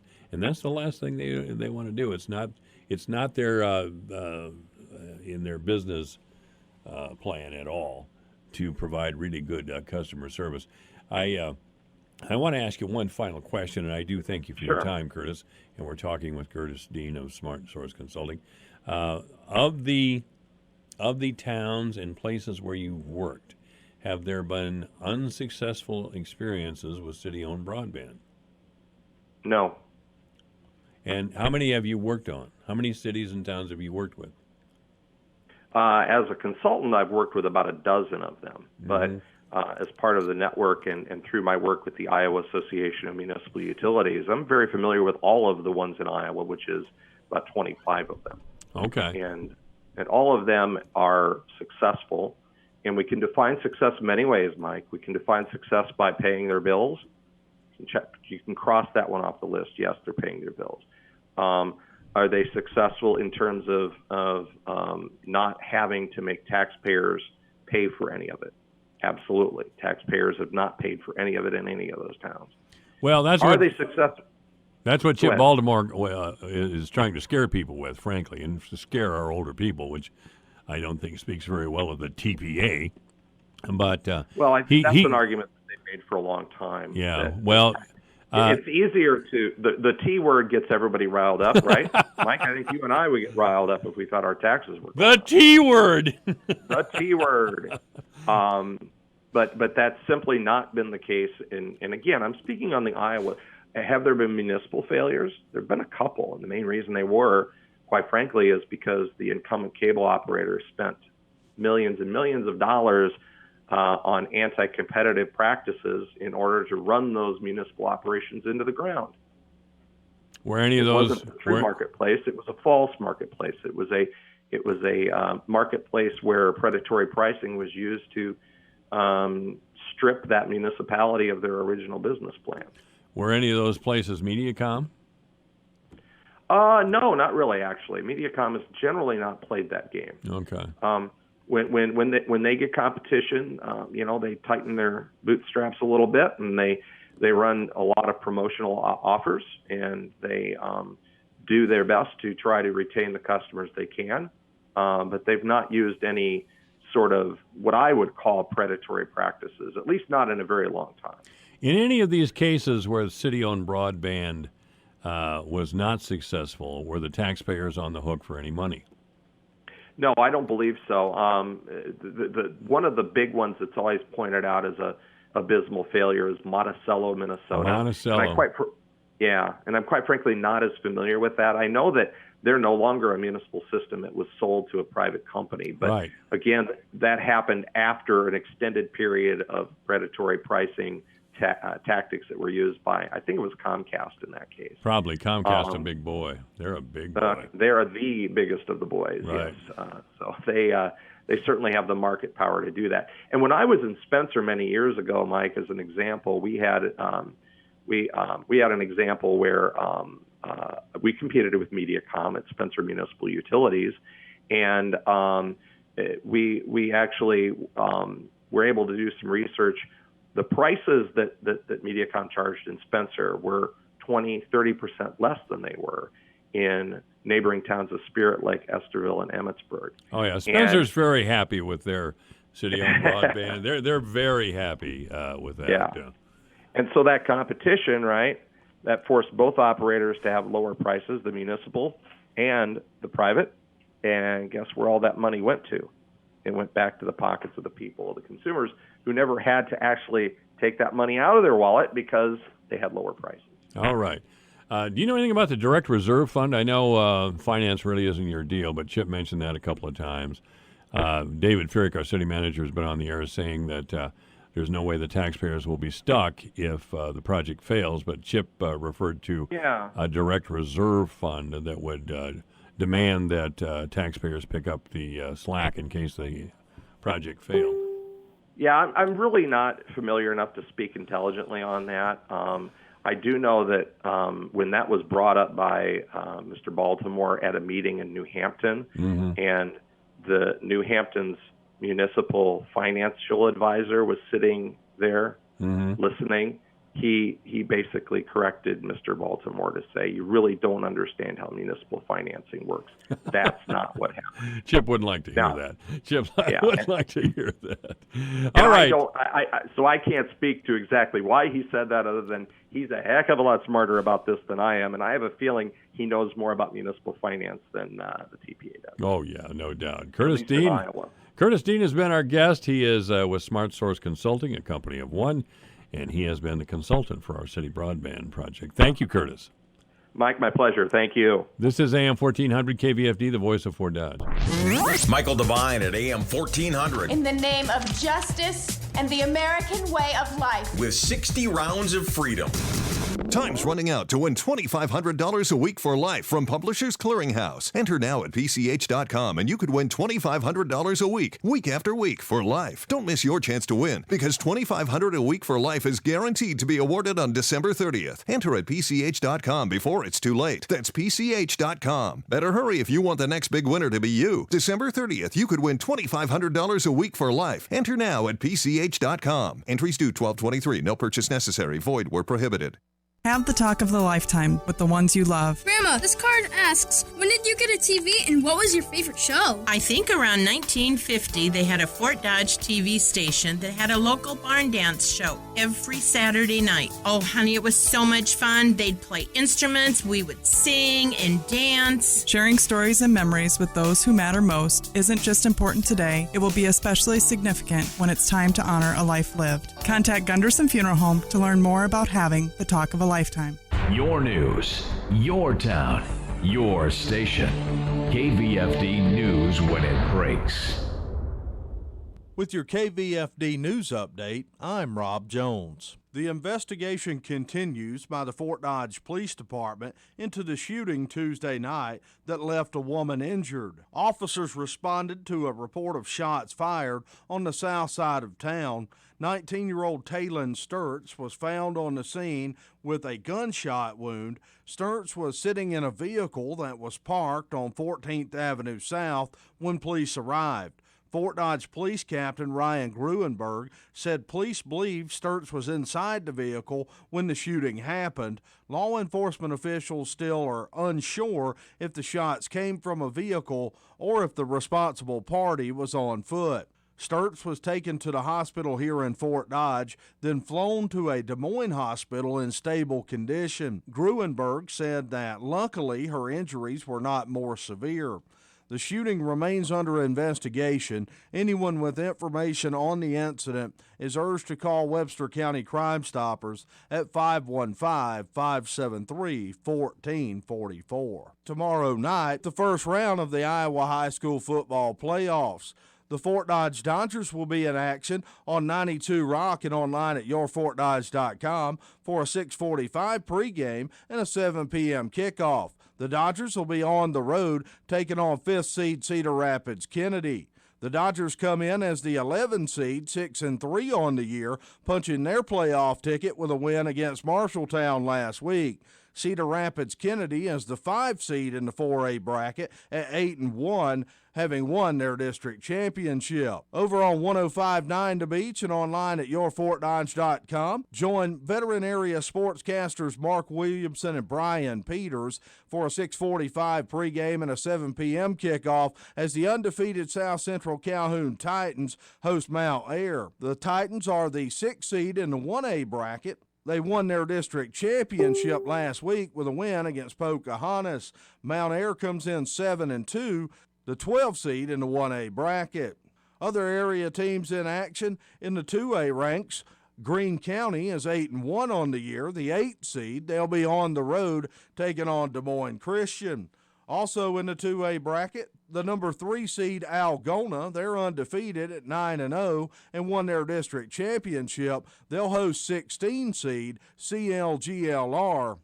In Class A, IKM Manning is the 13 seed with a record of 6-3. They'll be on the road taking on top seed West Hancock. For KVFD from the Jerry Sheeter Newsroom, I'm Rob Jones. Here's the AM 1400 KVFD weatherology forecast. Sunny skies and calm this afternoon with daytime highs approaching 39. Westerly winds 8 to 15 miles per hour. Lows dip down to about 26. Tonight, mainly clear skies. Daytime highs approaching 39. Tomorrow, mixed precipitation possible at times. A dusting of snow tomorrow. From the Weatherology Weather Center, I'm meteorologist Jennifer Wojcicki. Currently, it's 38. Here's a look at how the markets closed today. December corn down 3/4 cent at $3.90. March down 3/4 at $3.98 3/4. May down a half a penny at $4.04 3/4. July down a half a cent at $4.10.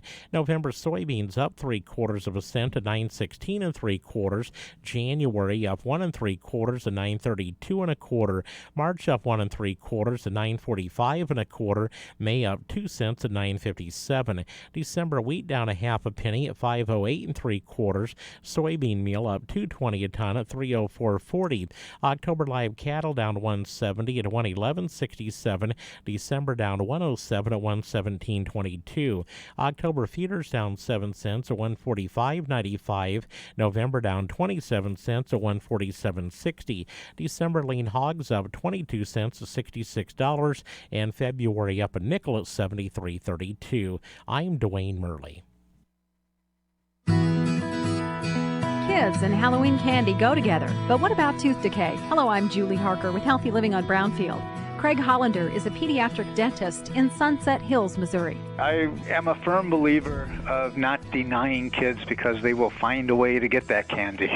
And so I'm a true believer in compromise and figuring out if there are some foods that are better than others.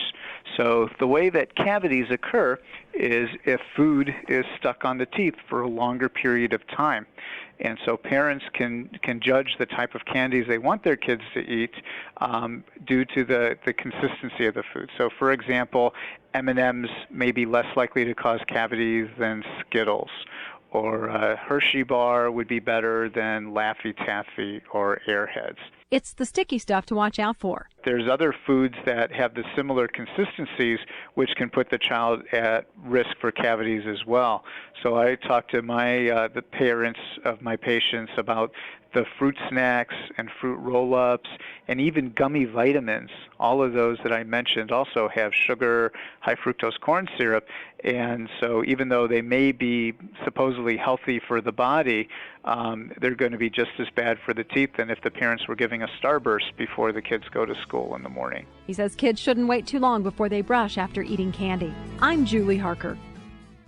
The following message has been paid for by the Iowa Department of Agriculture and Land Stewardship. If you sell fruit and vegetables commercially in Iowa, the FDA's produce safety rule likely affects you. To find out if you're in compliance and to learn about training classes and resources offered by the Iowa State University Food Safety Team, visit iowasafeproduce.com. The training team is coming to a town near you soon. Follow us on social media and visit iowasafeproduce.com for location updates. This message was supported by the FDA Grant 5810 and does not necessarily represent the official views of the FDA.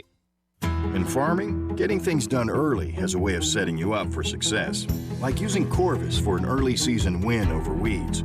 Corvus keeps even the toughest weeds from gaining a foothold.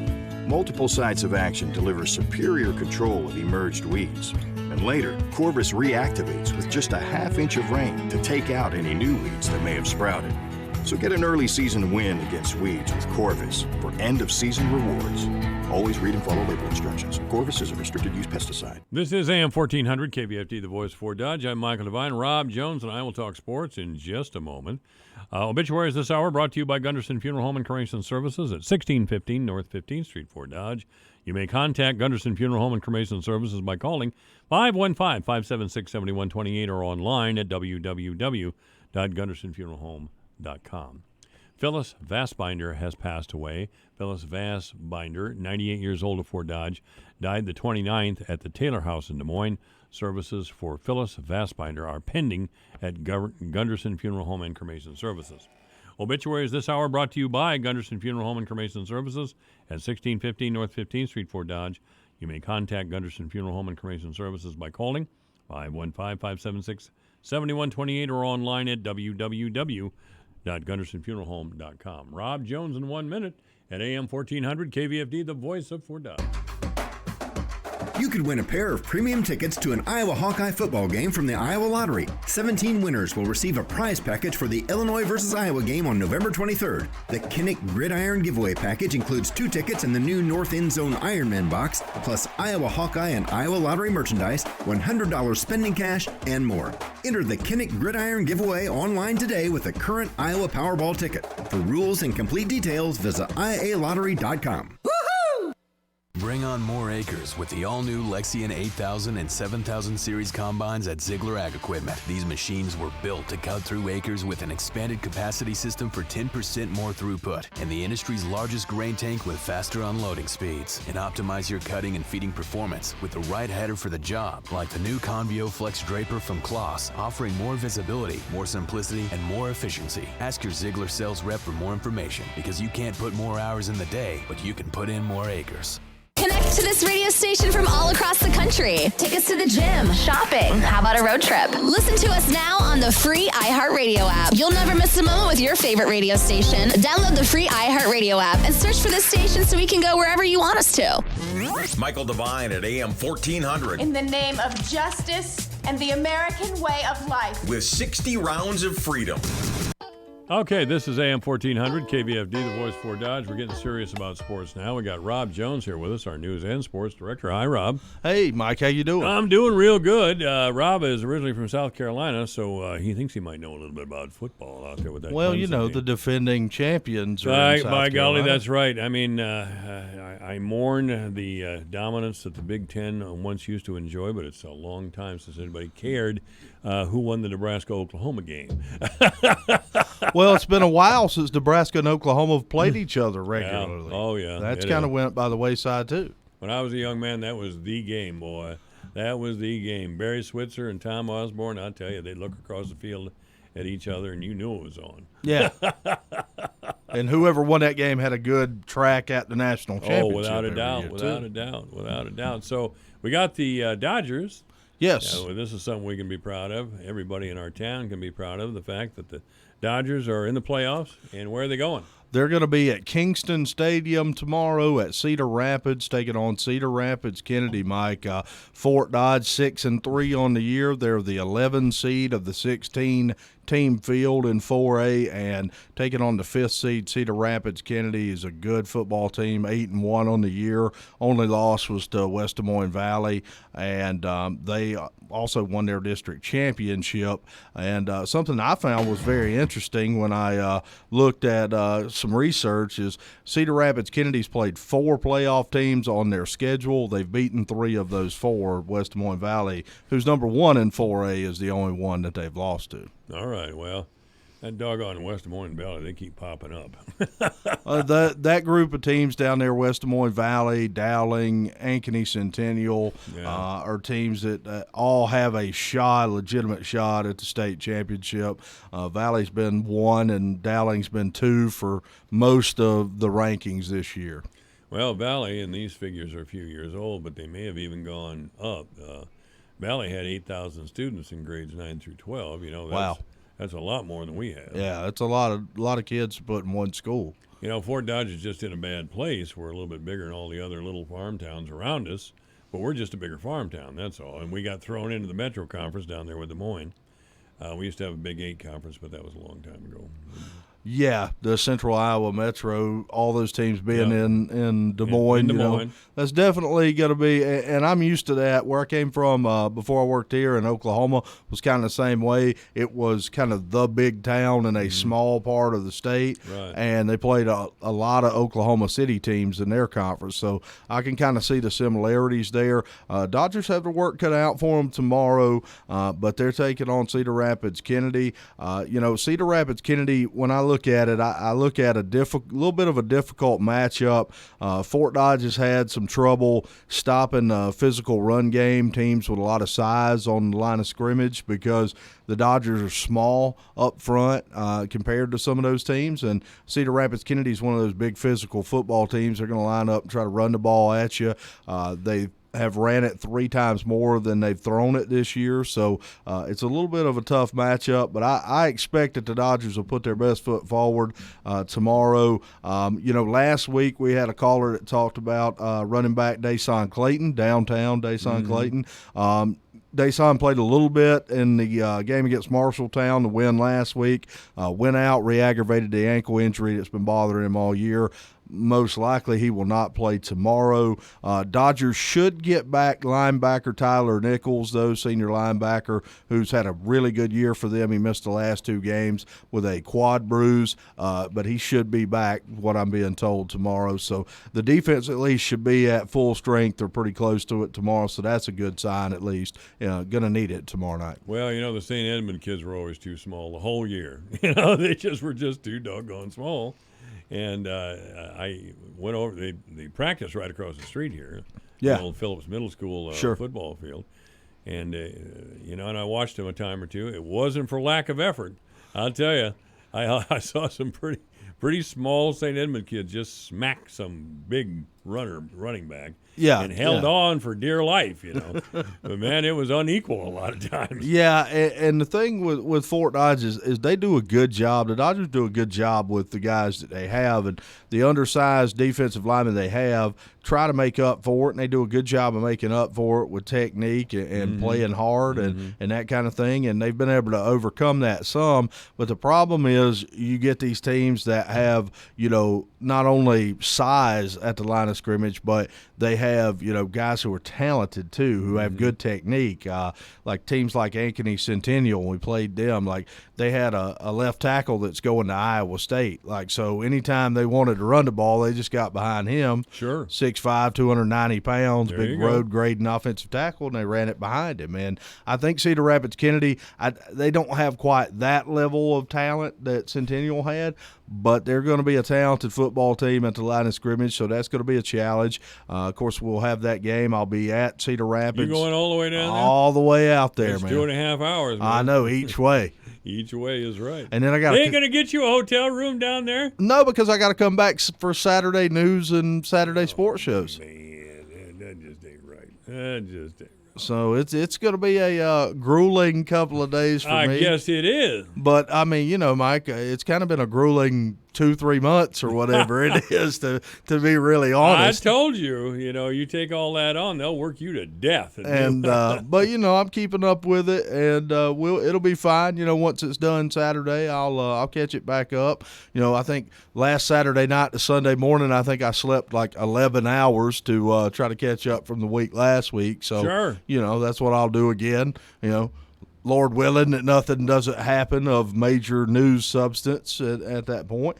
But, it'll be fine. I mean, a good day, a bad day, doing a football game is better than a good day doing anything else for me. Right. So I'll be there. 92 Rock. We'll be on 92 Rock tomorrow night, 6:45 pregame, 7 p.m. kickoff. Also, you can catch it on our live stream, yourfortdodge.com. If you are out of the listing area or whatever that may be, you can go to yourfortdodge.com and catch that game as well there.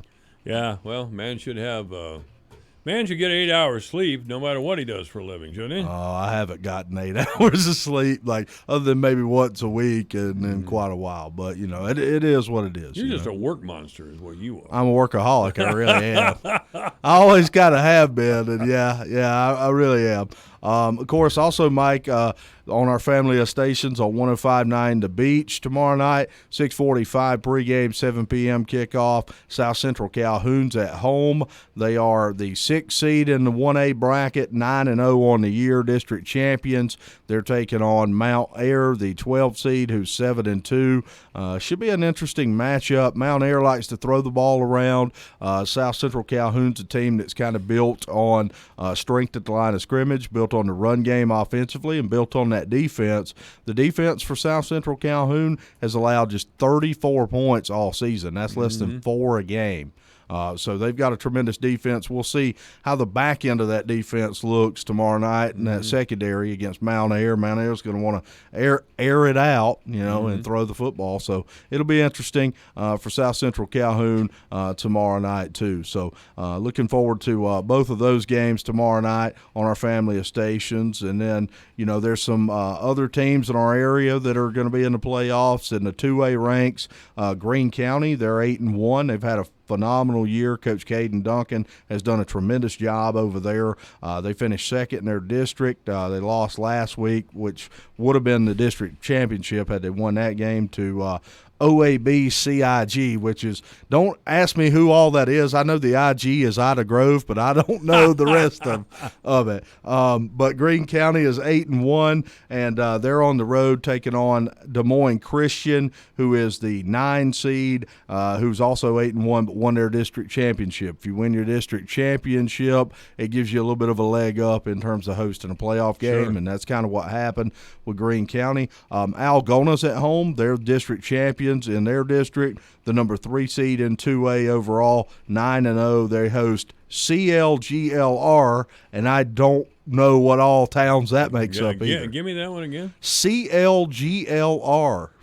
Oh, man, who knows? But I love the consolidation here in Iowa. Well, We've got like 12 towns all going to one school, and instead of just making it a new name, they take everybody's old name and put it into the new name. Well, every little town wants its piece, They don't want their town to be forgotten. Yeah, and I guess I understand that, but it's like, okay, I had to look at it twice. I was like, is that CLGLR? And that's what it is. At one time, all 12 of those little towns had their own school. Oh, I'm sure they did. They couldn't keep it going. And, of course, also the folks down in IKM Manning, that district there, IKM Manning's in the playoffs. I know there's folks in Carroll area that listen to us down there, and IKM Manning, being in Carroll, is representing for that area. They're in Class A playoffs. They're 6-3, the 13 seed, and they are on the road at West Hancock, the number 1 seed in Class A. West Hancock's been number 1 all year. They're 9-0 district champions. So IKM Manning with their work cut out for them tomorrow as well. But it'll be interesting with the playoffs starting. The road to the Dome starts tomorrow night, Mike. So I'm excited about being in Iowa for the first time for the playoffs. My first Iowa playoff game. Of course, I've done playoff games in other places, but my first time in Iowa, so I'm looking forward to that. Yeah. Well, we like our football here, too, Yeah.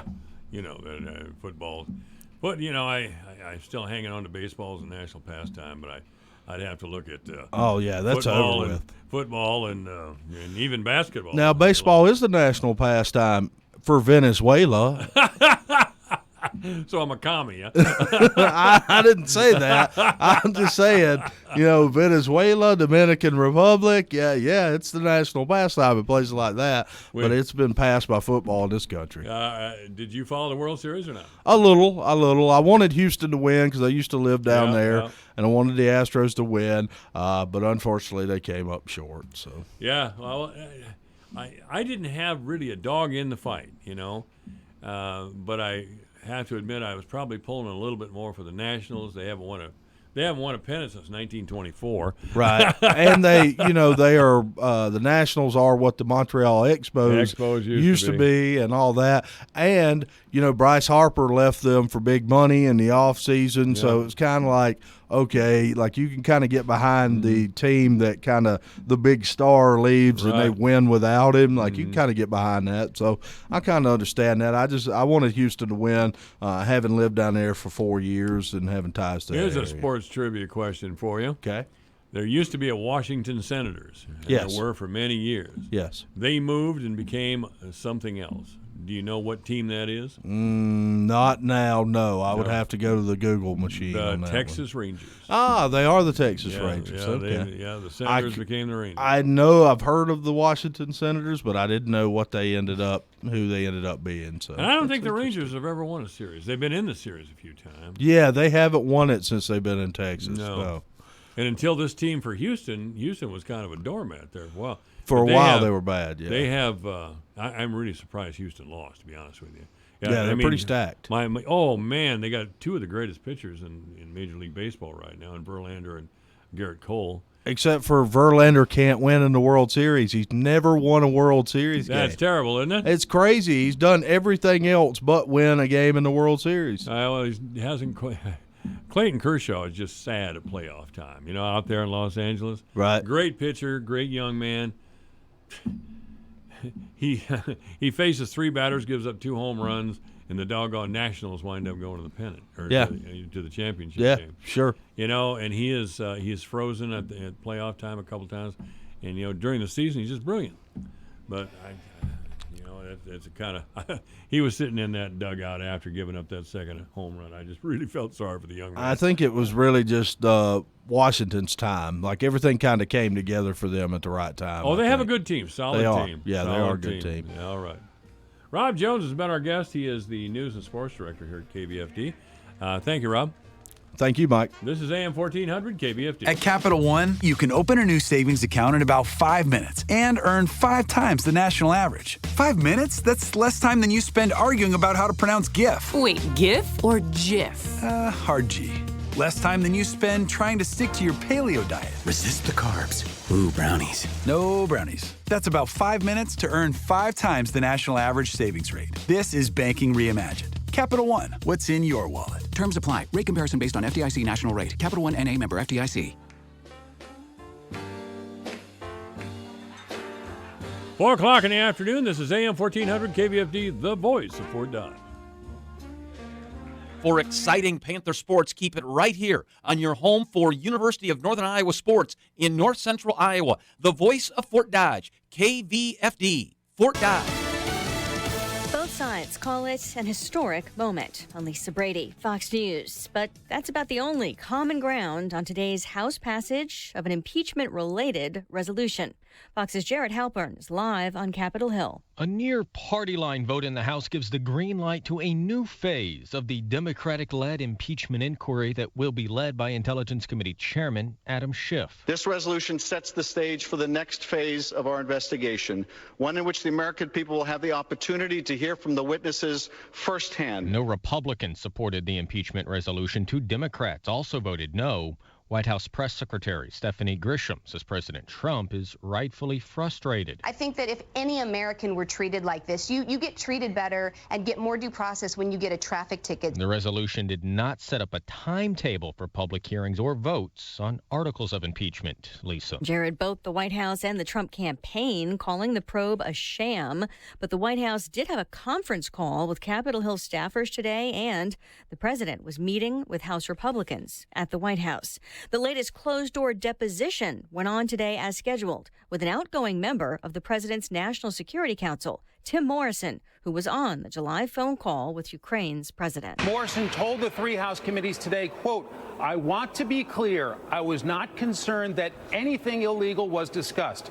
Fox has also told Morrison testify that the memo of the call released by the White House is accurate based on his memory, and he does not know the identity of the whistleblower. Fox's Mike Emanuel on Capitol Hill. In his opening statement, Morrison also telling lawmakers that he and Ambassador to Ukraine Bill Taylor were concerned that the longer money was withheld from Ukraine, the more questions the new Ukrainian administration would ask about the U.S. commitment to that country. America is listening to Fox News.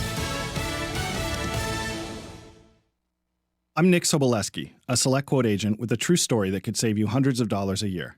A woman named Linda just called. Her husband, Ray, has a $300,000 group life insurance policy, but is changing jobs and can't take it with him. Well, I shopped the many highly rated term life insurance companies we represent and found Ray, who is 41 and takes medication to control his cholesterol, a 10-year, $500,000 policy for under $27 a month. That's almost twice the coverage for less than half of what he had paid. If SelectQuote hasn't shopped for your life insurance, you're probably paying too much. For your free quote, call 800-597-0315. That's 800-597-0315. 800-597-0315. Or go to SelectQuote.com. Since 1985, we shop, you save. Get full details on the example policy at SelectQuote.com/commercials. Or price could vary depending on your health, issuing company, and other factors. Not available in all states.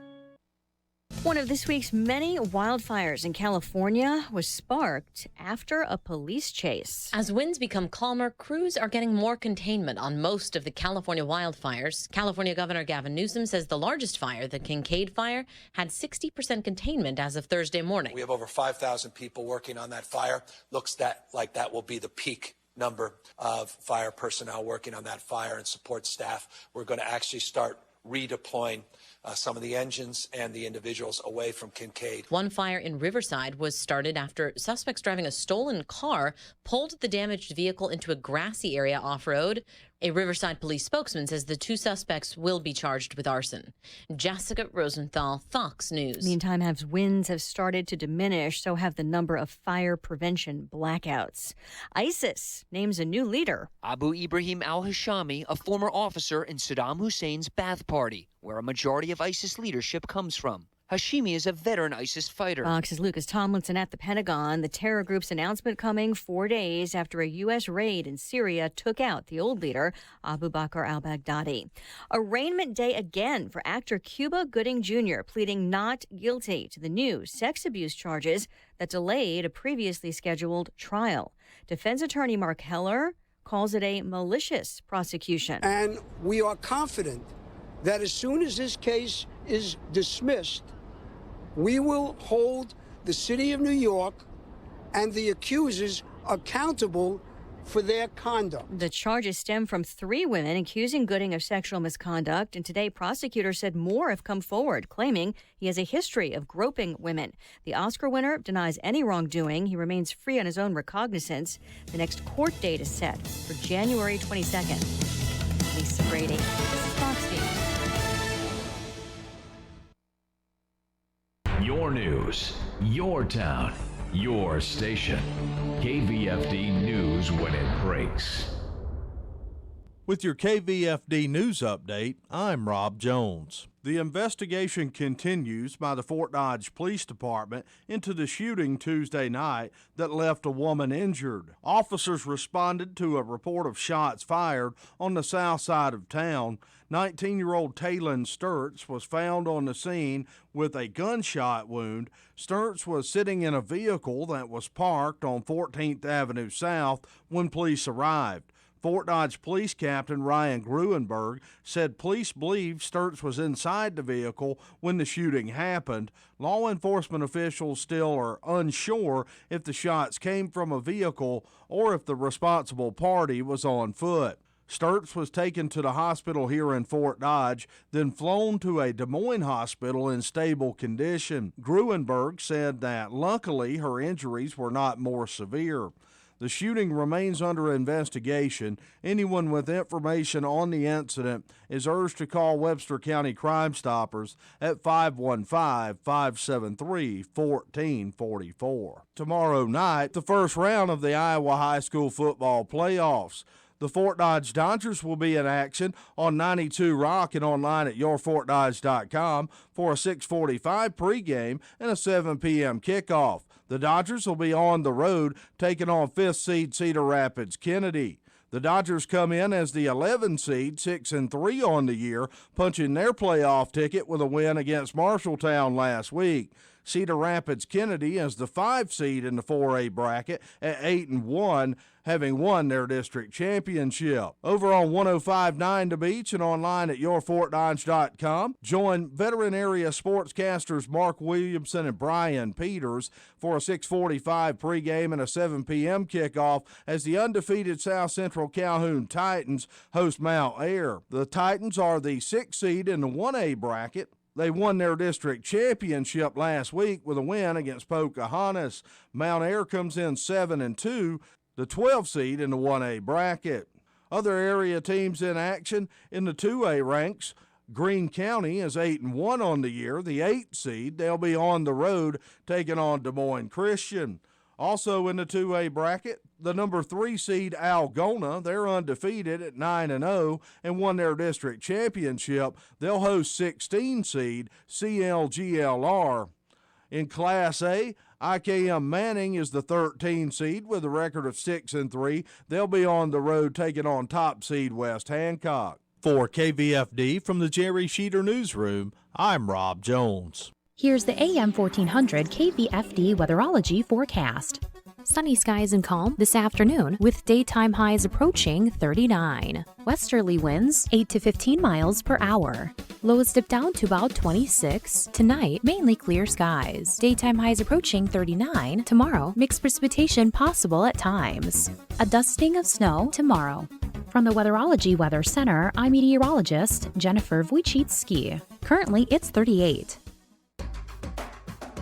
You could win a pair of premium tickets to an Iowa Hawkeye football game from the Iowa Lottery. 17 winners will receive a prize package for the Illinois versus Iowa game on November 23rd. The Kinnick Gridiron giveaway package includes 2 tickets in the new North End Zone Ironman box, plus Iowa Hawkeye and Iowa Lottery merchandise, $100 spending cash, and more.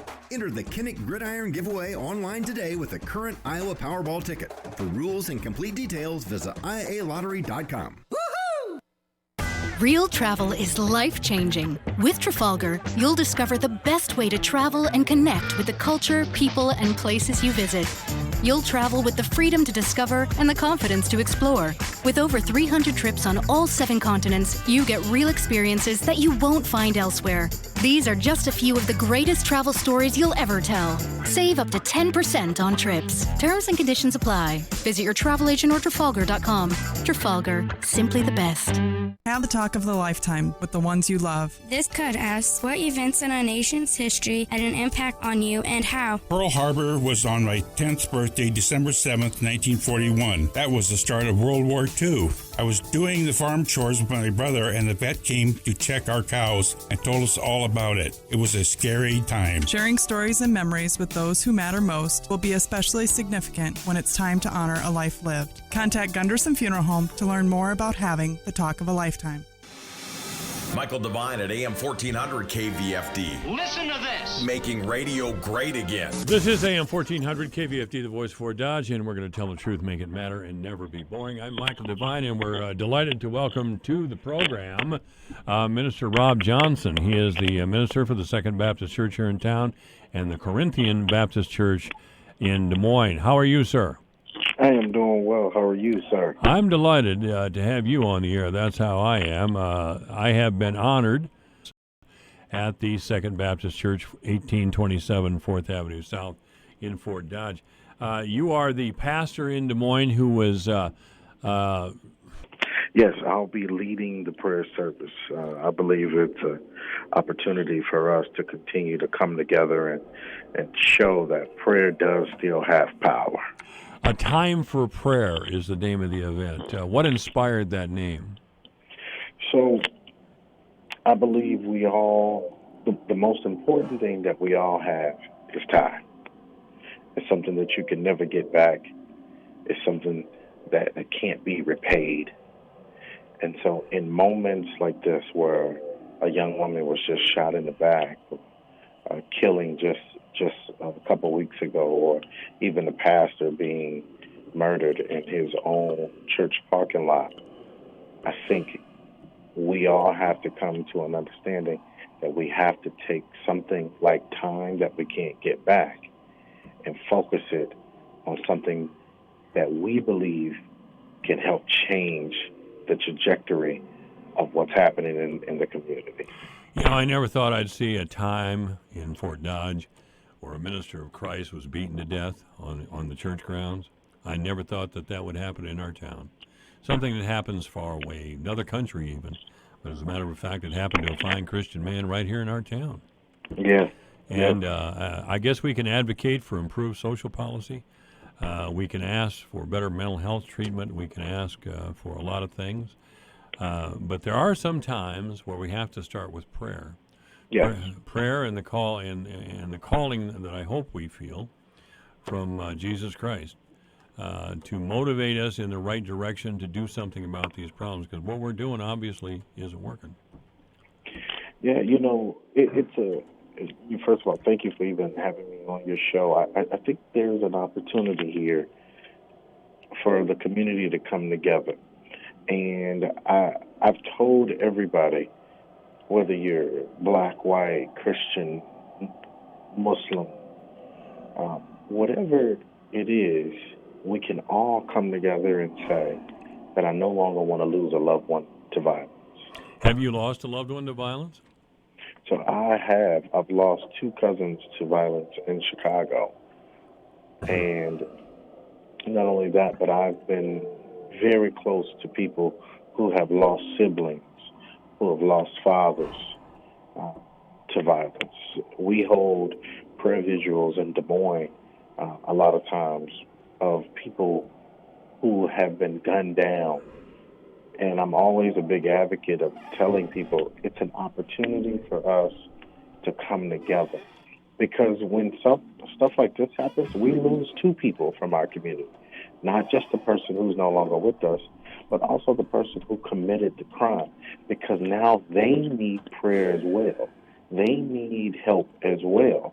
Because something has gone wrong to make them commit such a terrible crime. Pastor, I have to tell you that as a white person, there are brutal crimes committed in our town. There are a few unsolved murders in our town, and they're black people. And the police tell me that they can't get cooperation, even from the family of the victims. And I, again, as a white person, I don't understand that. I know black people have a completely different experience in the United States than I do. I've actually, I've been a witness to some unpleasant realities in my life that tells me that racism is still alive and well. But I don't understand. I guess if it was me, I'd want the police to arrest the person who killed my loved one. Absolutely. I mean, I would agree with you. I would want the police to be involved. But we also have to understand, even for your listeners, that there is a trend in this country where the police has not always been friendly or kind to those of the African American community. Mm-hmm. There are countless of videos that have gone viral on Facebook, that are all over YouTube, of being harassed or blatantly their civil rights completely obliterated by those with the badge and with the gun, simply because they had the authority to do so. So I believe that even in prayer, that we have to come to a place where there is a healing, where there is trust being formed. There's this thing called community policing. And when the police have the trust of the community, then they are more willing to talk. If they do not, then people are then running around trying to figure out how to solve this stuff themselves or within their own community. But we have to do something. And you as a white man, and even the listeners, whether you're black or white, there's an opportunity for us to hold people accountable, whether it's the police department, whether it's the judge, whether it's the mayor, whether it's me, as we lead a church, whether it's you with a platform to spread information. We have to hold people accountable.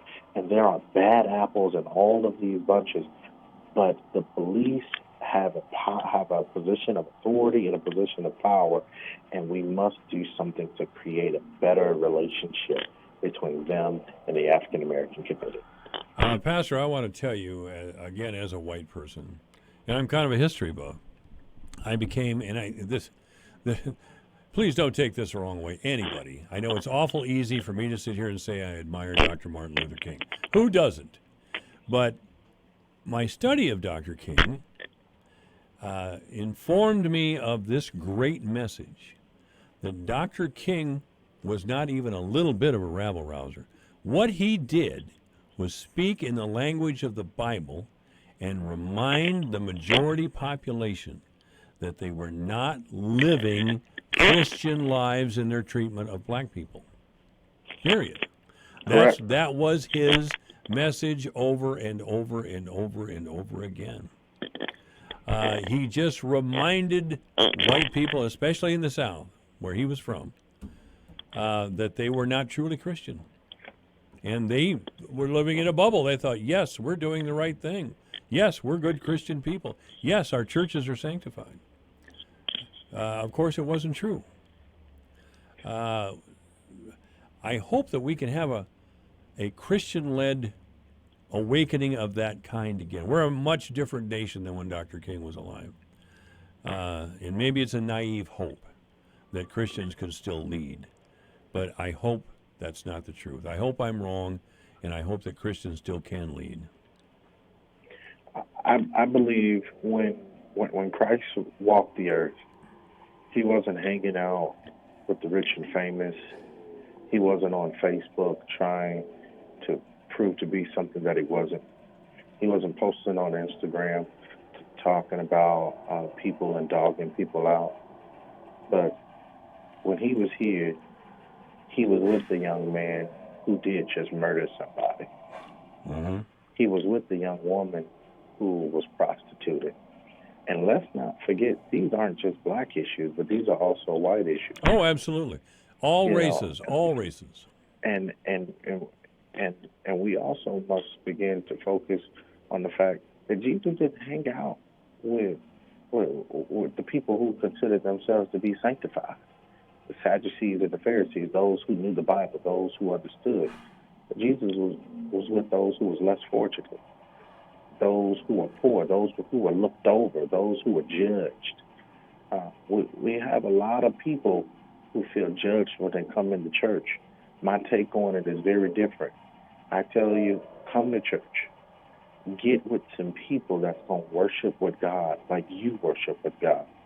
And let's connect on a common ground instead of looking for stuff that divides us. I guess I feel a need to remind everybody that Jesus was not a white man. No, he wasn't. He was a brown-skinned man. So all those pictures you have in your home of Jesus looking like a member of the Grateful Dead, he was that's not even the way he looked in life. No, he did not have blue eyes and blonde, straight hair. He had nappy hair and red eyes, dark skin. The Bible describes him as having skin as color as polished brass, hair like lamb's wool. Yes. That's who Jesus was. That's who he chose to come to earth appearing as. That's what he chose. I heard a preacher say one time that you can't tell me that Jesus was a white man when he was accused of a crime that he did not commit, put on death row, and then executed in front of the world. Good point. Outstanding point. Morbid as it is, that's a good point. That's a good point. Let me remind you again, there's a time for prayer. And if I ever saw a town in need of prayer, and I'm glad Sherry Washington is putting this together, and that Minister Rob Johnson will be with us on Sunday, 1 o'clock, time for prayer. And I would remind you, as the minister did here just a short time ago, that we've had yet another shooting in our little town. The house next to me about 6 weeks ago was shot at and hit by several gunshots. We've had, of course, the murder of Pastor Henderson is still fresh in our mind. We had a 17-year-old young man die. I still don't know the circumstances around his death, but he was shot and killed. And we have young people shooting at each other in the streets. We can't have that. I mean, not for our sake and for the young people involved in this violence. Maybe they think they have no other alternative. I don't know. But it is a time for prayer. I can tell you that. You can call, by the way, 573-5530 for more information.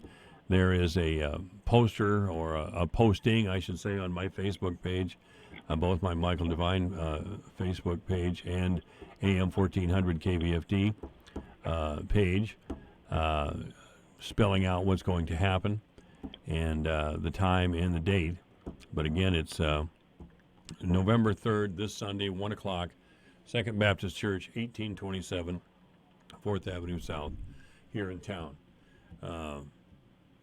Do you have any thoughts other than what we've discussed, Pastor? Sir? I just want to say thank you so much for this opportunity, and I really want to encourage people to come out. Even if you've ever lost a loved one to violence, or even if you have never lost, because it hasn't hit your family yet, doesn't mean that it won't. And because it has hit your family doesn't mean that there isn't still hope. So this is for everyone. And please come out and let's join together. Let's join together. The speakers that day will be Charles Clayton of APHIS. I've been invited to speak, again, thanks to Sherry Washington. I know you won't come out to see me. There's plenty of other speakers there. Bill Douglas, a mentor, will be there. Representative Ann Meyer will be there. Jamil Hamid of H.C. Meriwether Lodge, number 46, will speak. Jess Ulrich, Dr. Jess Ulrich of the Fort Dodge Community, of the Fort Dodge Community Schools. He's our superintendent, of course, and Minister Rob Johnson of the Corinthian Baptist Church in Des Moines and Second Baptist here in Fort Dodge. And I still believe to this day that though I spent my time in bars, Minister, in taverns, more good came out of churches than ever came out of one of those taverns. especially for me, I'll tell you. Minister, thank you, sir. Hey, thank you, sir. All right. This is AM 1400 KVFD, the voice of Fort Dodge. It's 425. Profit potential in the U.S. pork sector. Hello, I'm Megan Grebner, and this is Managing for Profit on Brownfield. The pork industry's daily slaughter totals keep inching higher. We're not done hitting our daily record between now and the end of the year. In this Managing for Profit, University of Missouri livestock economist Scott Brown says there's opportunity for profits despite a growing hog herd. We'll find out more on Brownfield right after this. It's been a tough season for many farmers. As a leading crop insurance provider, RCIS stands by your side, come rain or shine. We're focused on fast and accurate claims service with claims professionals who understand crops, conditions, and marketing concerns in your area. When it comes to helping you weather the storm, we've got this. Ask your crop insurance agent about RCIS or visit rcis.com today. RCIS is an equal opportunity provider. I've been farming my whole life. I don't need somebody to come out here and state the obvious. I don't need anybody to explain my farm to me. My local co-op works with CHS, and they know what I need when I need it. A global network of support. Local expertise. And valuable market options. We need a co-op that's here for us. So we can own every day. When you're an owner of a local cooperative connected to CHS, you get local expertise, a proven, efficient supply chain, and global market access. Learn more at cooperativeownership.com. Despite the record supplies of pork coming online and a herd that continues to grow, University of Missouri livestock economist Scott Brown says there are profit opportunities for the U.S. pork industry. China's the big one here. So we start off with USDA saying Chinese pork production in 2020 will be 25% lower than it was in 2019. I want to give a little perspective. Back in 2015, the Chinese produced 56.5 billion metric tons of pork, but from 56.5 to 34.8 billion metric tons in 2020. That's a significant decline in terms of production, and that's why everybody's looking at what's the opportunity for trade. So if we look at what USDA is saying, a nearly 35% increase in imports of pork into China in 2020. I'll say the EU, the US, Brazil is who USDA will suggest gets a majority of that additional trade. If we look at the US for a minute, again, up about 4%, that's not anything new that we haven't talked about. But when you look at what I've defined as the rest of the world, so rest of the world less China and US, production in the rest of the world is only up 0.7%. So the absolute growth in the United States pork production for 2020 likely exceeds the growth in everybody else, excluding us and the Chinese. Andy says there have been signs here in the U.S. that signal companies are positioning themselves to capitalize on that opportunity. Now 2 large packers who are basically saying, let's eliminate ractopamine with the opportunity, hopefully, to ship more products to China. It's going to be really interesting to watch how that happens. I think a lot of folks will sit there going, we're going to see these processors shipping whole and half carcasses to China. That, again, is is going to make for some interesting price effects when you start looking at these individual components.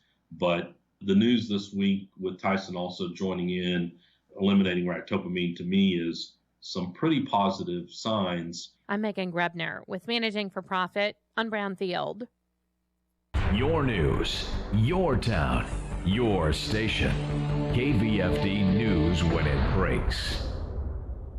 With your KVFD News Update, I'm Rob Jones. The investigation continues by the Fort Dodge Police Department into the shooting Tuesday night that left a woman injured. Officers responded to a report of shots fired on the south side of town. 19-year-old Taylon Sturts was found on the scene with a gunshot wound. Sturts was sitting in a vehicle that was parked on 14th Avenue South when police arrived. Fort Dodge Police Captain Ryan Gruenberg said police believe Sturts was inside the vehicle when the shooting happened. Law enforcement officials still are unsure if the shots came from a vehicle or if the responsible party was on foot. Sturts was taken to the hospital here in Fort Dodge, then flown to a Des Moines hospital in stable condition. Gruenberg said that luckily her injuries were not more severe. The shooting remains under investigation. Anyone with information on the incident is urged to call Webster County Crime Stoppers at 515-573-1444. Tomorrow night, the first round of the Iowa High School football playoffs. The Fort Dodge Dodgers will be in action on 92 Rock and online at yourfortdodge.com for a 6:45 pregame and a 7 p.m. kickoff. The Dodgers will be on the road taking on 5th seed Cedar Rapids Kennedy. The Dodgers come in as the 11 seed, 6-3 on the year, punching their playoff ticket with a win against Marshalltown last week. Cedar Rapids Kennedy as the 5 seed in the 4A bracket at 8-1, having won their district championship. Over on 105.9 The Beach and online at yourfortdodge.com. Join veteran area sportscasters Mark Williamson and Brian Peters for a 6:45 pregame and a 7 p.m. kickoff as the undefeated South Central Calhoun Titans host Mount Ayr. The Titans are the 6th seed in the 1A bracket. They won their district championship last week with a win against Pocahontas. Mount Ayr comes in 7-2, the 12th seed in the 1A bracket. Other area teams in action in the 2A ranks. Greene County is 8-1 on the year, the 8th seed. They'll be on the road taking on Des Moines Christian. Also in the 2A bracket, the number 3 seed Algona, they're undefeated at 9-0 and won their district championship. They'll host 16 seed CLGLR. In Class A, IKM Manning is the 13 seed with a record of 6-3. They'll be on the road taking on top seed West Hancock. For KVFD from the Jerry Sheeter Newsroom, I'm Rob Jones. Here's the AM 1400 KVFD weatherology forecast. Sunny skies and calm this afternoon with daytime highs approaching 39. Westerly winds 8 to 15 miles per hour. Lows dip down to about 26. Tonight, mainly clear skies. Daytime highs approaching 39. Tomorrow, mixed precipitation possible at times. A dusting of snow tomorrow. From the Weatherology Weather Center, I'm meteorologist Jennifer Wojcicki. Currently, it's 39. I'm Charles Payne, and this is the Fox Business Report. Stocks closing higher with the S&P 500 notching another record close after the Federal Reserve cut its benchmark interest rate for the third time this year to a range of between 1.5% and 1.75%. With the Dow rising 115 points, the Nasdaq up 27, S&P 500 up 10. And Apple delivering earnings beating Wall Street expectations with its guidance for its important holiday quarter in line with analyst estimates. Its services revenue reaching an all-time high of $12.5 billion. And shares of Facebook popping after hours after the social media company announced third quarter results that beat analysts' earnings estimates and top revenue forecasts, with ad sales jumping and monthly active users rising. And Starbucks reporting quarterly earnings and revenue that met analysts' expectations as the coffee giant's loyalty program and new delivery options boosted demand and helped it fend off competition. That's your Fox Business Report. I'm Hillary Barsky, invested in you. Real travel is life-changing. With Trafalgar, you'll discover the best way to travel and connect with the culture, people, and places you visit. You'll travel with the freedom to discover and the confidence to explore. With over 300 trips on all 7 continents, you get real experiences that you won't find elsewhere. These are just a few of the greatest travel stories you'll ever tell. Save up to 10% on trips. Terms and conditions apply. Visit your travel agent or Trafalgar.com. Trafalgar, simply the best. Here's a look at how the markets closed today. December corn down 3/4 cent at $3.90. March down 3/4 at $3.98 3/4. May down a half a penny at $4.04 3/4. July down a half a cent at $4.10. November soybeans up 3/4 cent at $9.16 3/4. January up 1 3/4 at $9.32 1/4. March up 1 3/4 at $9.45 1/4. May up 2 cents at $9.57. December wheat down a half a penny at $5.08 3/4. Soybean meal up $2.20 a ton at $3.0440. October live cattle down $1.70 at $111.67. December down $1.07 at $117.22. October feeders down 7 cents at $145.95. November down 27 cents at $147.60. December lean hogs up 22 cents at $66, and February up a nickel at $73.32. I'm Dwayne Murley. This is AM 1400 KVFD, the voice for Dodge. 4:35. We're at our day's projected high of 39 degrees under a sunny sky. Obituaries this hour brought to you by the historic Bruce Funeral Home at 923 First Avenue South in Fort Dodge. You may contact the historic Bruce Funeral Home by calling 515-576-5117 or online at www.brucesfuneralhome.com. Fayann Murphy has died. Fayann Murphy, lately of Hutto, Texas, died on Thursday. Fayann Murphy did choose to donate her body to the Department of Neuroscience and Experimental Therapeutics at Texas A&M University. She lived here in the Webster City, Fort Dodge area for many, many years after she was born in California, and was married to Leland Anderson in 1950. And she has a lot of friends left in the area. That's Fayann Murphy has passed away at the age of 87. Obituaries this hour brought to you by the historic Bruce Funeral Home at 923 First Avenue South, Fort Dodge. You may contact the historic Bruce Funeral Home by calling 515-576-5117 or online at www.brucesfuneralhome.com. 436, 39 degrees at AM 1400 KVFD. Stop into Menards and save big money on all of your home improvement needs. The next generation GRK Fasteners R4 framing and decking screw provides the performance needed to get you from one job to the next. The R4 screw features precision fit, reducing screw wobble during installation, new optimized thread length for strong clamping force, and the new fast bite tip to start immediately in wood for faster drive time. R4 screws are for everything. Available at Menards. Save big money at Menards. We are the land of the free because of the brave. Alpha Media and Graham Tire want to thank our local military men and women for their service. Our Wall of the Brave is currently displayed at Graham Tire of Fort Dodge. We invite you to stop out to Graham Tire and sign the wall as a show of support for our military. This special veterans promotion is sponsored by Graham Tire of Fort Dodge, Farm Nutrients, Advanced Heating and Cooling, River Valley Winery and Orchards, the Co-op Bar and Grill, and Alpha Media Fort Dodge. I now pronounce you husband and wife. You may kiss the bride. Time to throw the bird seed.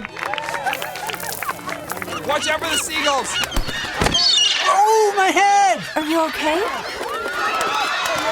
okay? United Healthcare helps connect you to care whenever you need it, like video chatting with a doctor right from your phone. So I don't need stitches? Nope, just put some antibiotic cream on it. Great, thank you, doctor. United Healthcare. Health plan benefits may vary. Michael Devine, standing for Medicare and Social Security. After a lifetime of work, you deserve it. AM 1400 KVFD. That's right. If we can't stand for Medicare and Social Security, what can we stand for? What can we stand for? I know. Taxation is theft. Yeah, I forgot.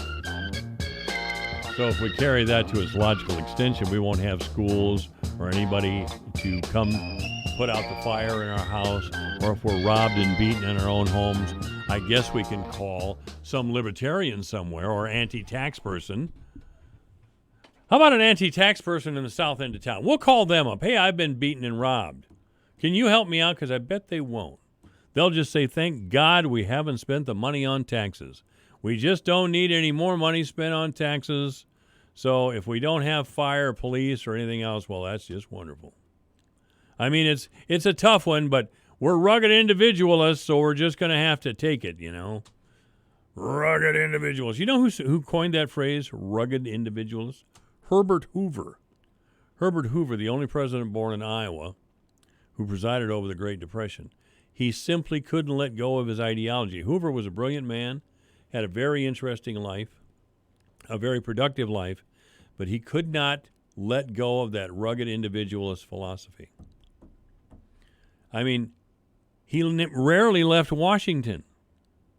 And when he did the campaign, he was staggered driving or riding by train across the countryside and seeing all the Hoovervilles and all the raggedy people in their scared, hungry children. And even then, he couldn't let go of it. He just had absolute faith in an ideology, despite what he was seeing all around him. We've got people like that here in this town, believe me. They don't understand what they're truly advocating for, and that's the problem. Who wants to be taxed? Curtis Dean was on a little earlier today. He said it great. He had a great phrase. Nobody wants to talk about the T word, taxes. That's right, taxes. Of course, taxes support schools, snowplows, all kinds of things. We have a city-operated ambulance service now through the fire department. Who do you want to call, an anti-taxer when you need an ambulance? If your spouse is not breathing on the floor, who do you want to call? Better call that anti-tax guy who thinks government can't do a single thing right ever. I wonder what General Eisenhower thought when he initiated the D-Day invasion, June 6, 1944. Was he thinking to himself, oh, government can't do anything right. If I send these boys over there, it's going to be bad. Well, we crushed Hitler. That was the beginning. That was the fatal blow that led to the death of Hitler about a year and a half later. That's what government can do. Can we stop having idiotic conversations about government can't do anything right? Stop and think what you're saying. For God's sake. We have land-grant universities in our state. Taxpayer-supported research that's led to wonderful discoveries in medicine and science. We sent men to the moon, and government can't do anything right. I'm not advocating in frivolous taxes. I'm not saying that the perverse incentive built into the tax code and welfare code doesn't result in young women looking at having child after child after child that she knows she can't support. And she sees no other options in life, so I'll be a mom and have the state take care of me. I've heard young women in bars years ago in the 70s and 80s right here in Fort Dodge. I heard an older girl, about 25 at the time, I wasn't even 30. But I heard a conversation between an older girl, 25, 26, and a very young girl who was obviously confused, 18, 19 years old.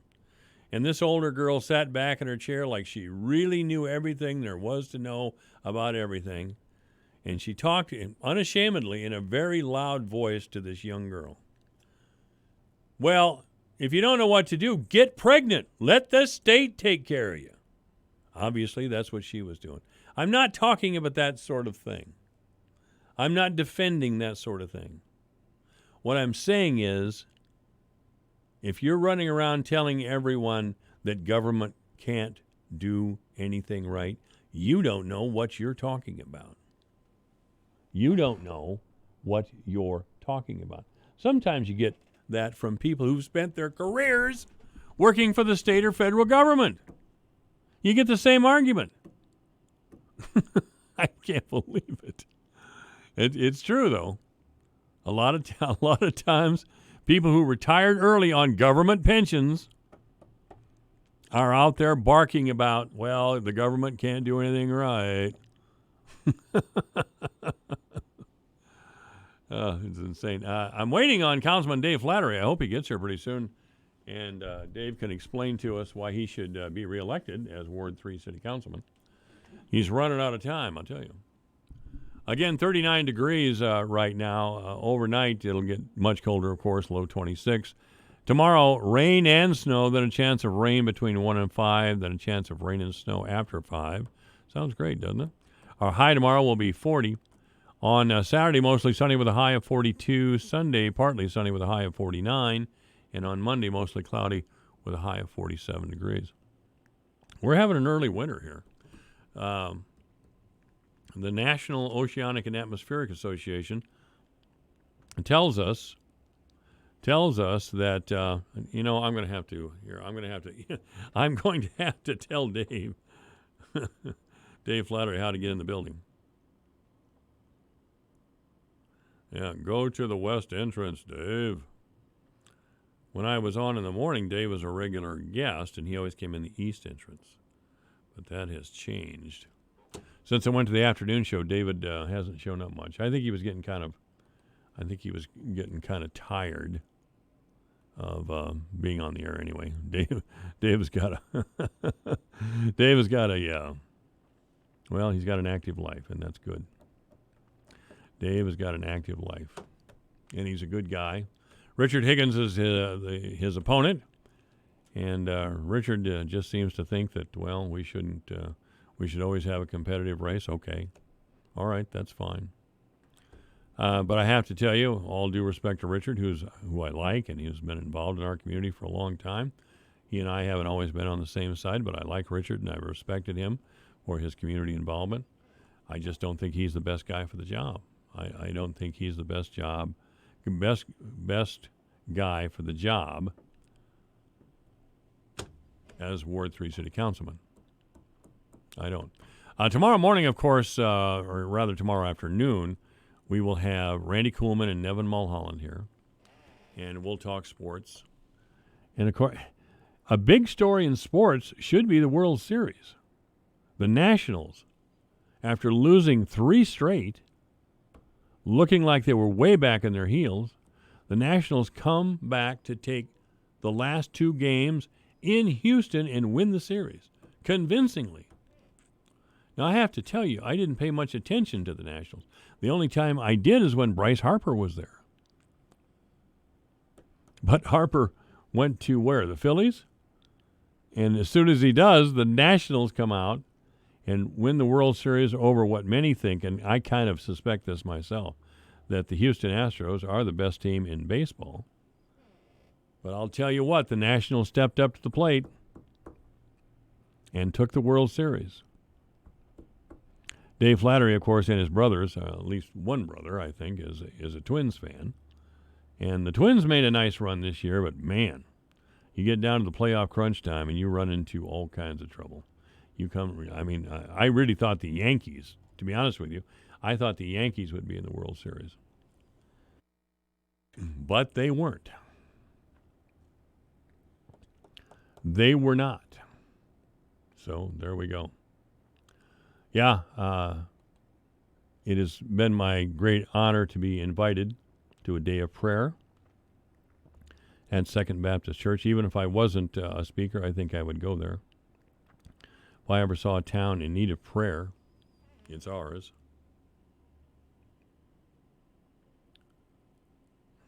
Just here, I'm still talking to Dave here. You know something? I'm going to have to go get Dave. This is AM 1400, KVFD, the voice of Fort Dodge. We'll be back. I remember a teacher that I had. Now, I went through the 7th grade. I went to the 7th grade. And I left home when I was 10 years old because I was hungry. And I used to, this is true. I work in the summer and I go to school in the winter. But I had this one teacher. He was the principal of the Harrison School in Vincennes, Indiana. To me, this was the greatest teacher, a real sage of my time, anyhow. He had such wisdom. And we were all reciting the Pledge of Allegiance one day. And he walked over, this little old teacher. Mr. Laswell was his name. Mr. Laswell. He says, He says, I've been listening to you boys and girls recite the Pledge of Allegiance all semester, and it seems as though it's becoming monotonous to you.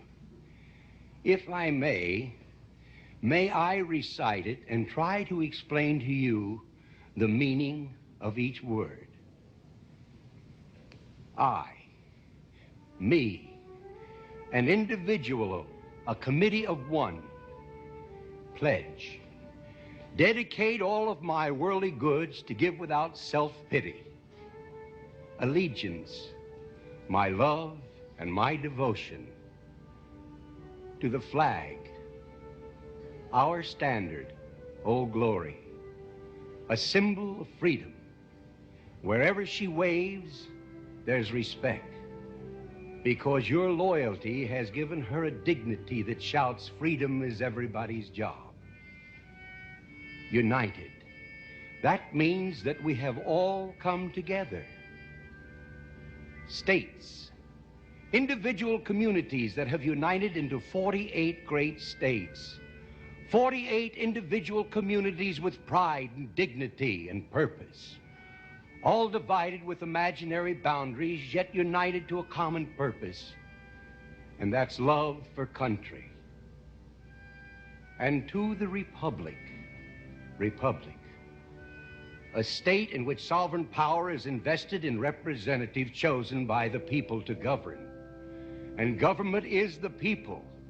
And it's from the people to the leaders, not from the leaders to the people, for which it stands. One nation,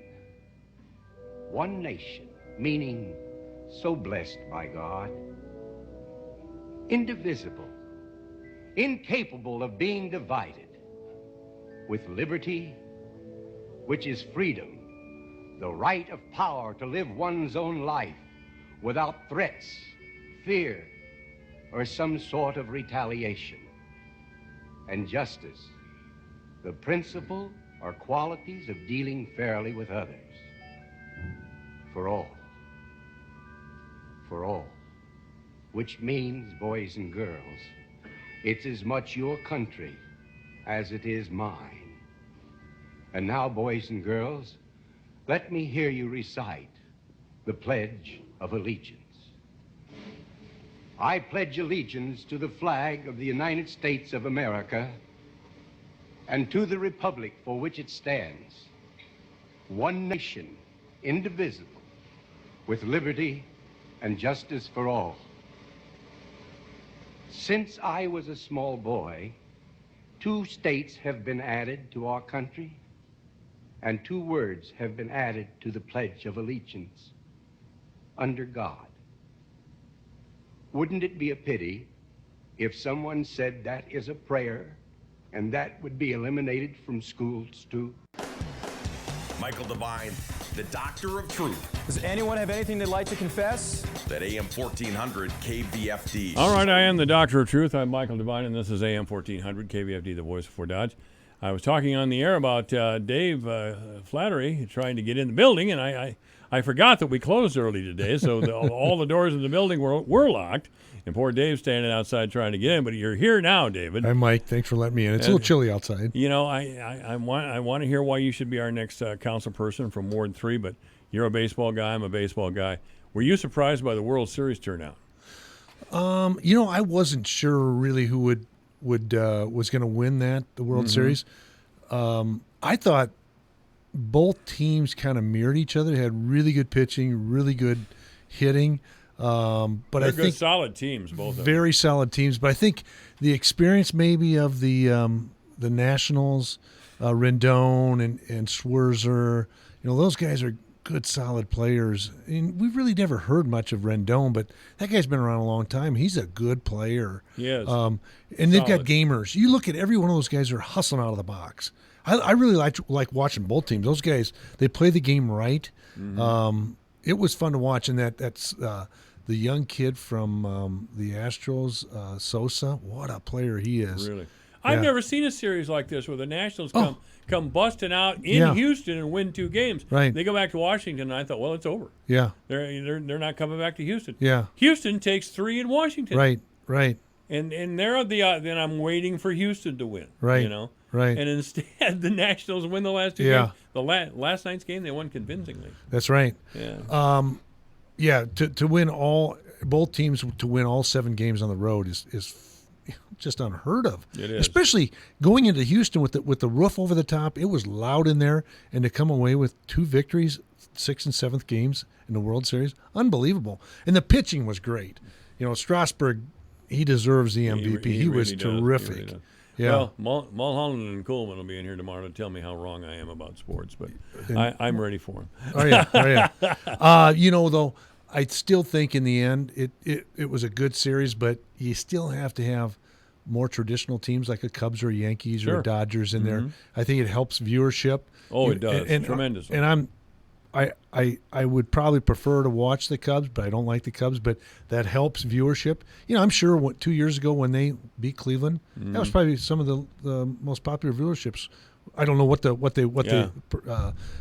viewership was, but everybody was watching the Cubs. Your Twins had a good year. Yeah, Twins had a good year. They're disappointing in the playoffs. The Yankees. I thought the Yankees in the end would win the series. That's what I thought. Yeah, but and then the Astros beat the Yankees, and then lo and behold, the Nationals were 12 games under 500, like in early June. Yeah, they were 13-31 at the 1st of June, I think. And they were a wild card too, right? I think they came up to the wild card. Yeah, they were.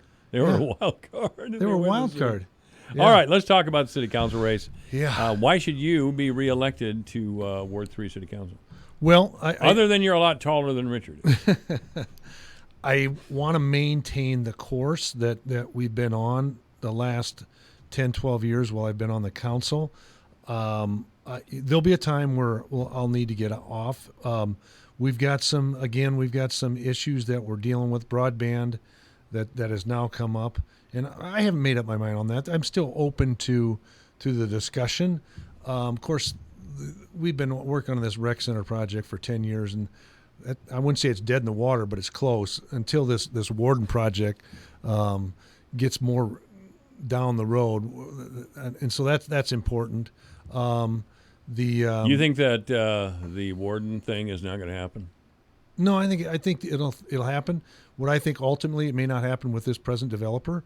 The big item there is the federal tax credits. Right. That will be almost 50% of the financing of that project. So those tax credits can get transferred to any developer.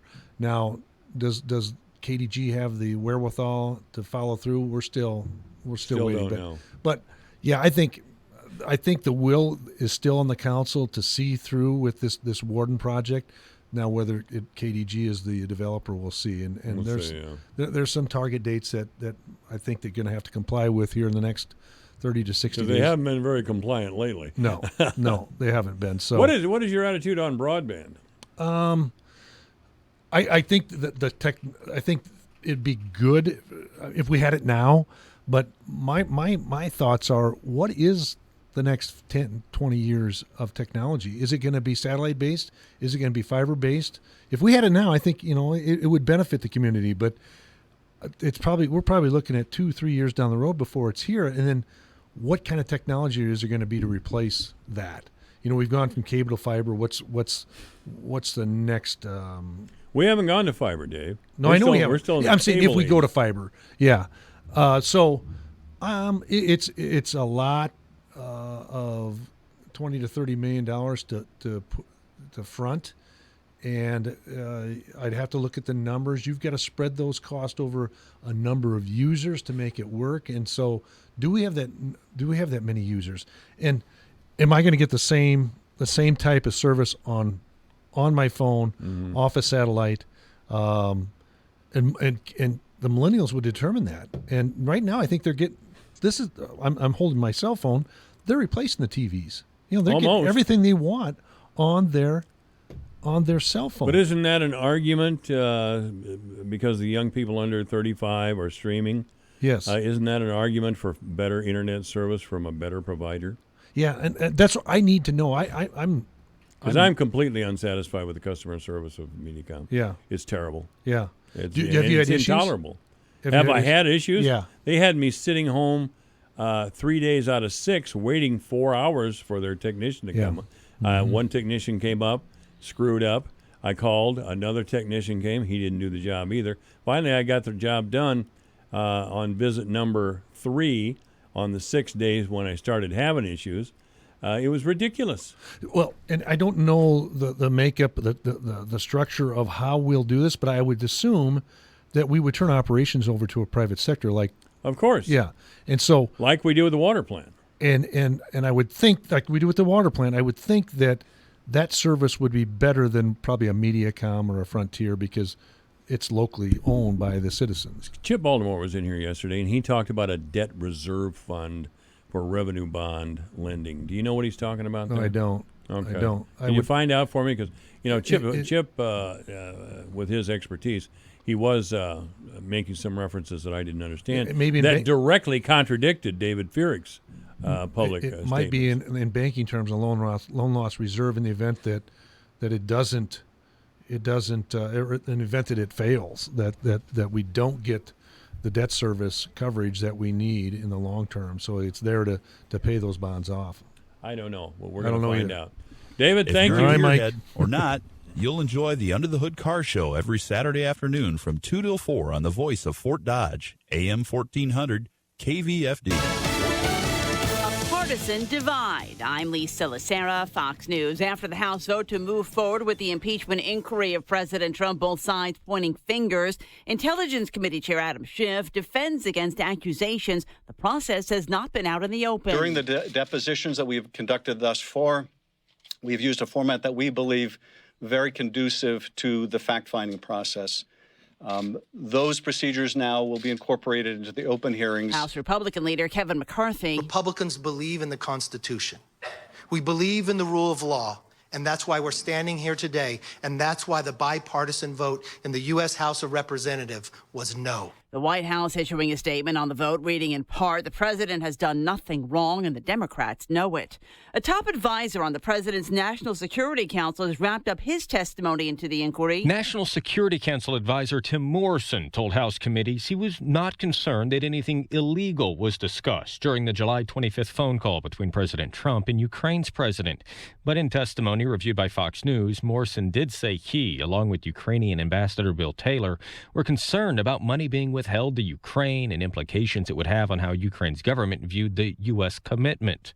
Morrison, who listened to the phone call from the Situation Room, says based on his recollection, the summary released by the White House accurately and completely reflects the substance of the call. Fox's Jared Halpern on Capitol Hill. The Chicago Teachers Union says it's reached an agreement with the nation's third largest school district. The agreement reportedly includes a 16% raise for teachers during the 5-year contract. Classes are set to resume tomorrow.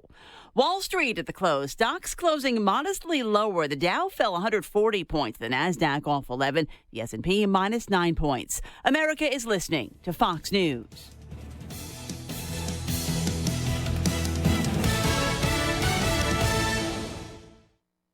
I'm Nick Soboleski, a Select Quote agent with a true story that could save you hundreds of dollars a year. A woman named Linda just called. Her husband, Ray, has a $300,000 group life insurance policy, but is changing jobs and can't take it with him. Well, I shopped the many highly rated term life insurance companies we represent and found Ray, who is 41 and takes medication to control his cholesterol, a 10-year, $500,000 policy for under $27 a month. That's almost twice the coverage for less than half of what he had paid. If SelectQuote hasn't shopped for your life insurance, you're probably paying too much. For your free quote, call 800-597-0315. That's 800-597-0315.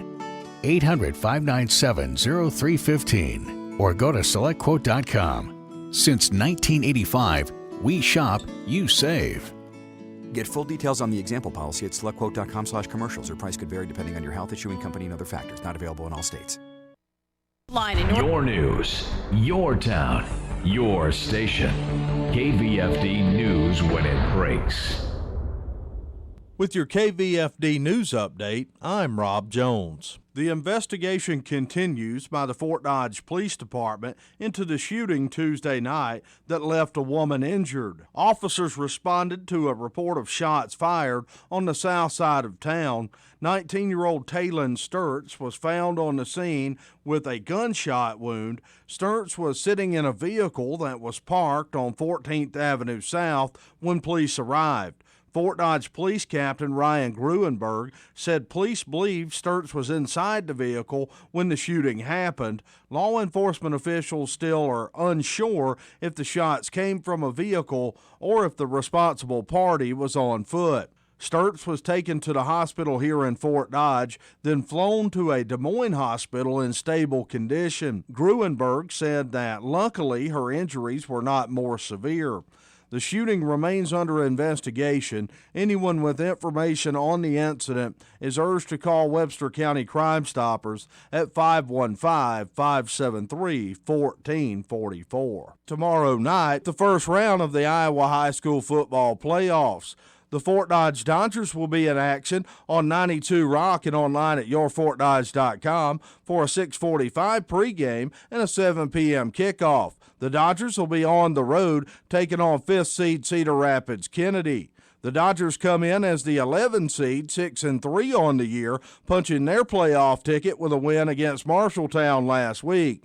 Cedar Rapids Kennedy as the 5 seed in the 4A bracket at 8-1, having won their district championship. Over on 105.9 The Beach and online at yourfortdodge.com. Join veteran area sportscasters Mark Williamson and Brian Peters for a 6:45 pregame and a 7 p.m. kickoff as the undefeated South Central Calhoun Titans host Mount Ayr. The Titans are the 6th seed in the 1A bracket. They won their district championship last week with a win against Pocahontas. Mount Ayr comes in 7-2, the 12th seed in the 1A bracket. Other area teams in action in the 2A ranks. Greene County is 8-1 on the year, the 8th seed. They'll be on the road taking on Des Moines Christian. Also in the 2A bracket, the number 3 seed Algona, they're undefeated at 9-0 and won their district championship. They'll host 16 seed CLGLR. In Class A, IKM Manning is the 13 seed with a record of 6-3. They'll be on the road taking on top seed West Hancock. For KVFD from the Jerry Sheeter Newsroom, I'm Rob Jones.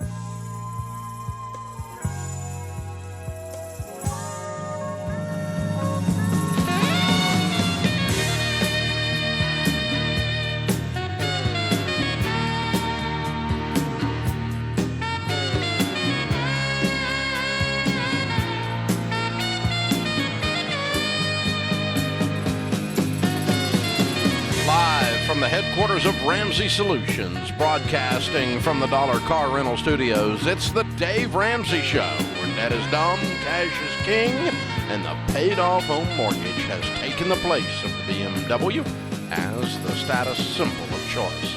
I'm Dave Ramsey, your host. Thank you for joining us. Open phones at 888-825-5225. That's 888-825-5225.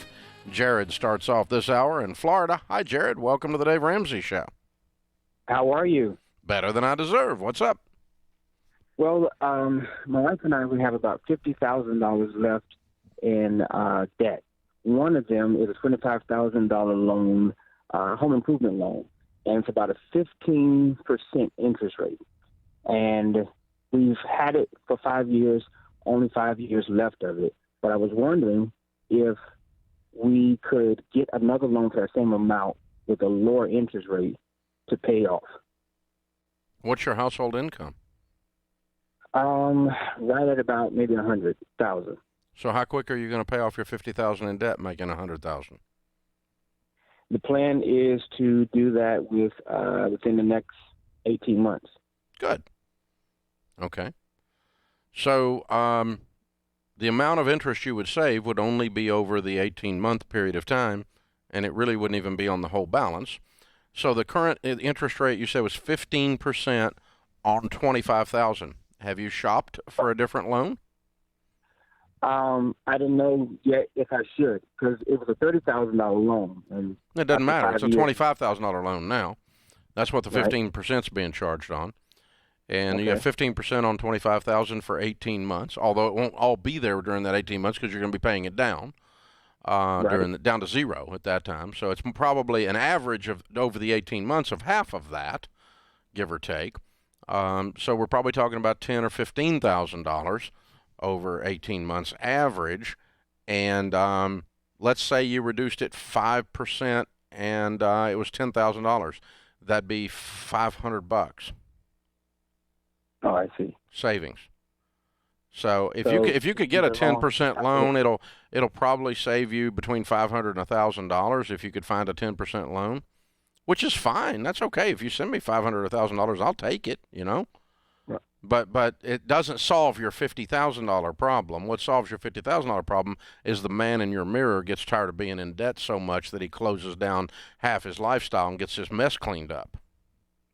Gotcha. So that's the secret sauce. You're the secret sauce, not the interest rate. Yeah, the interest rate's ridiculous, which is one of those reasons you say, never again. Never again am I going to do that. Never again. Never. I've learned some things I'll never do again, and that's one of the things, because you got ripped off for sure. So if you can find a 10% loan over at your credit union, and you want to move that over there, as long as there's no prepayment penalty, then that would be okay. And then go ahead and knock it out in 18 months, and you'll save $500 to $1,000. But it doesn't get you out of debt. Get you out of debt is paying $3,000 to $4,000 a month on these debts for the next 18 months, which pays off $50,000. There we go. Chris is with us in Oregon. Hi, Chris. Welcome to the Dave Ramsey Show. Hello, Mr. Ramsey. Thank you for taking my call. My pleasure. How can I help? Well, I just have a question. I have my children are grown and out of the house, but I don't have an inheritance for them. And I thought, well, maybe I should take out a life insurance policy with them as the beneficiaries and as a inheritance, so to speak, because I don't have any retirement saved up yet. Mm-hmm. Although a friend of mine has, I watched your videos for the Financial Peace University, and I'm like, yeah, that's very, very smart. Let's do that. Okay. So I'm completely debt free. That's good. Which is wonderful. Yeah, that's good. But that's the question. Yeah. No, you do not use life insurance to build an inheritance, and the reason is they make money on life insurance. All insurance is profitable to the company, which means if you live an average number of years or more, they're making a lot of profit on you.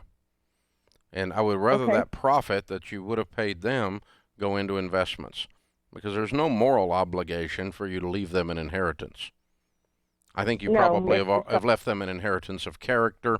You've left them an inheritance of a whole lot of other things. And so that's what I would do. Hey, jump on it. That's the plan. So,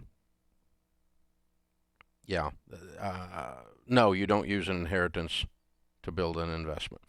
Open phones at 888-825-5225. It's a free call. You jump in. We'll talk about your life and your money. Up next is going to be Jennifer in Illinois. Hi, Jennifer. How are you? Hi, Dave. How are you? Better than I deserve. How can I help? It's such an honor to speak with you. I'm calling to ask for some advice regarding asking an employer to help with student loan repayment. And so my husband and I are both physical therapists. We both work for the same company, and other companies in our area offer, approximately like $200 or $250 a month to help us with student loan repayment. And our company doesn't offer anything like that. And so my husband and I have been toying around with asking if they would offer us somewhere between like $250 to $350 for the both of us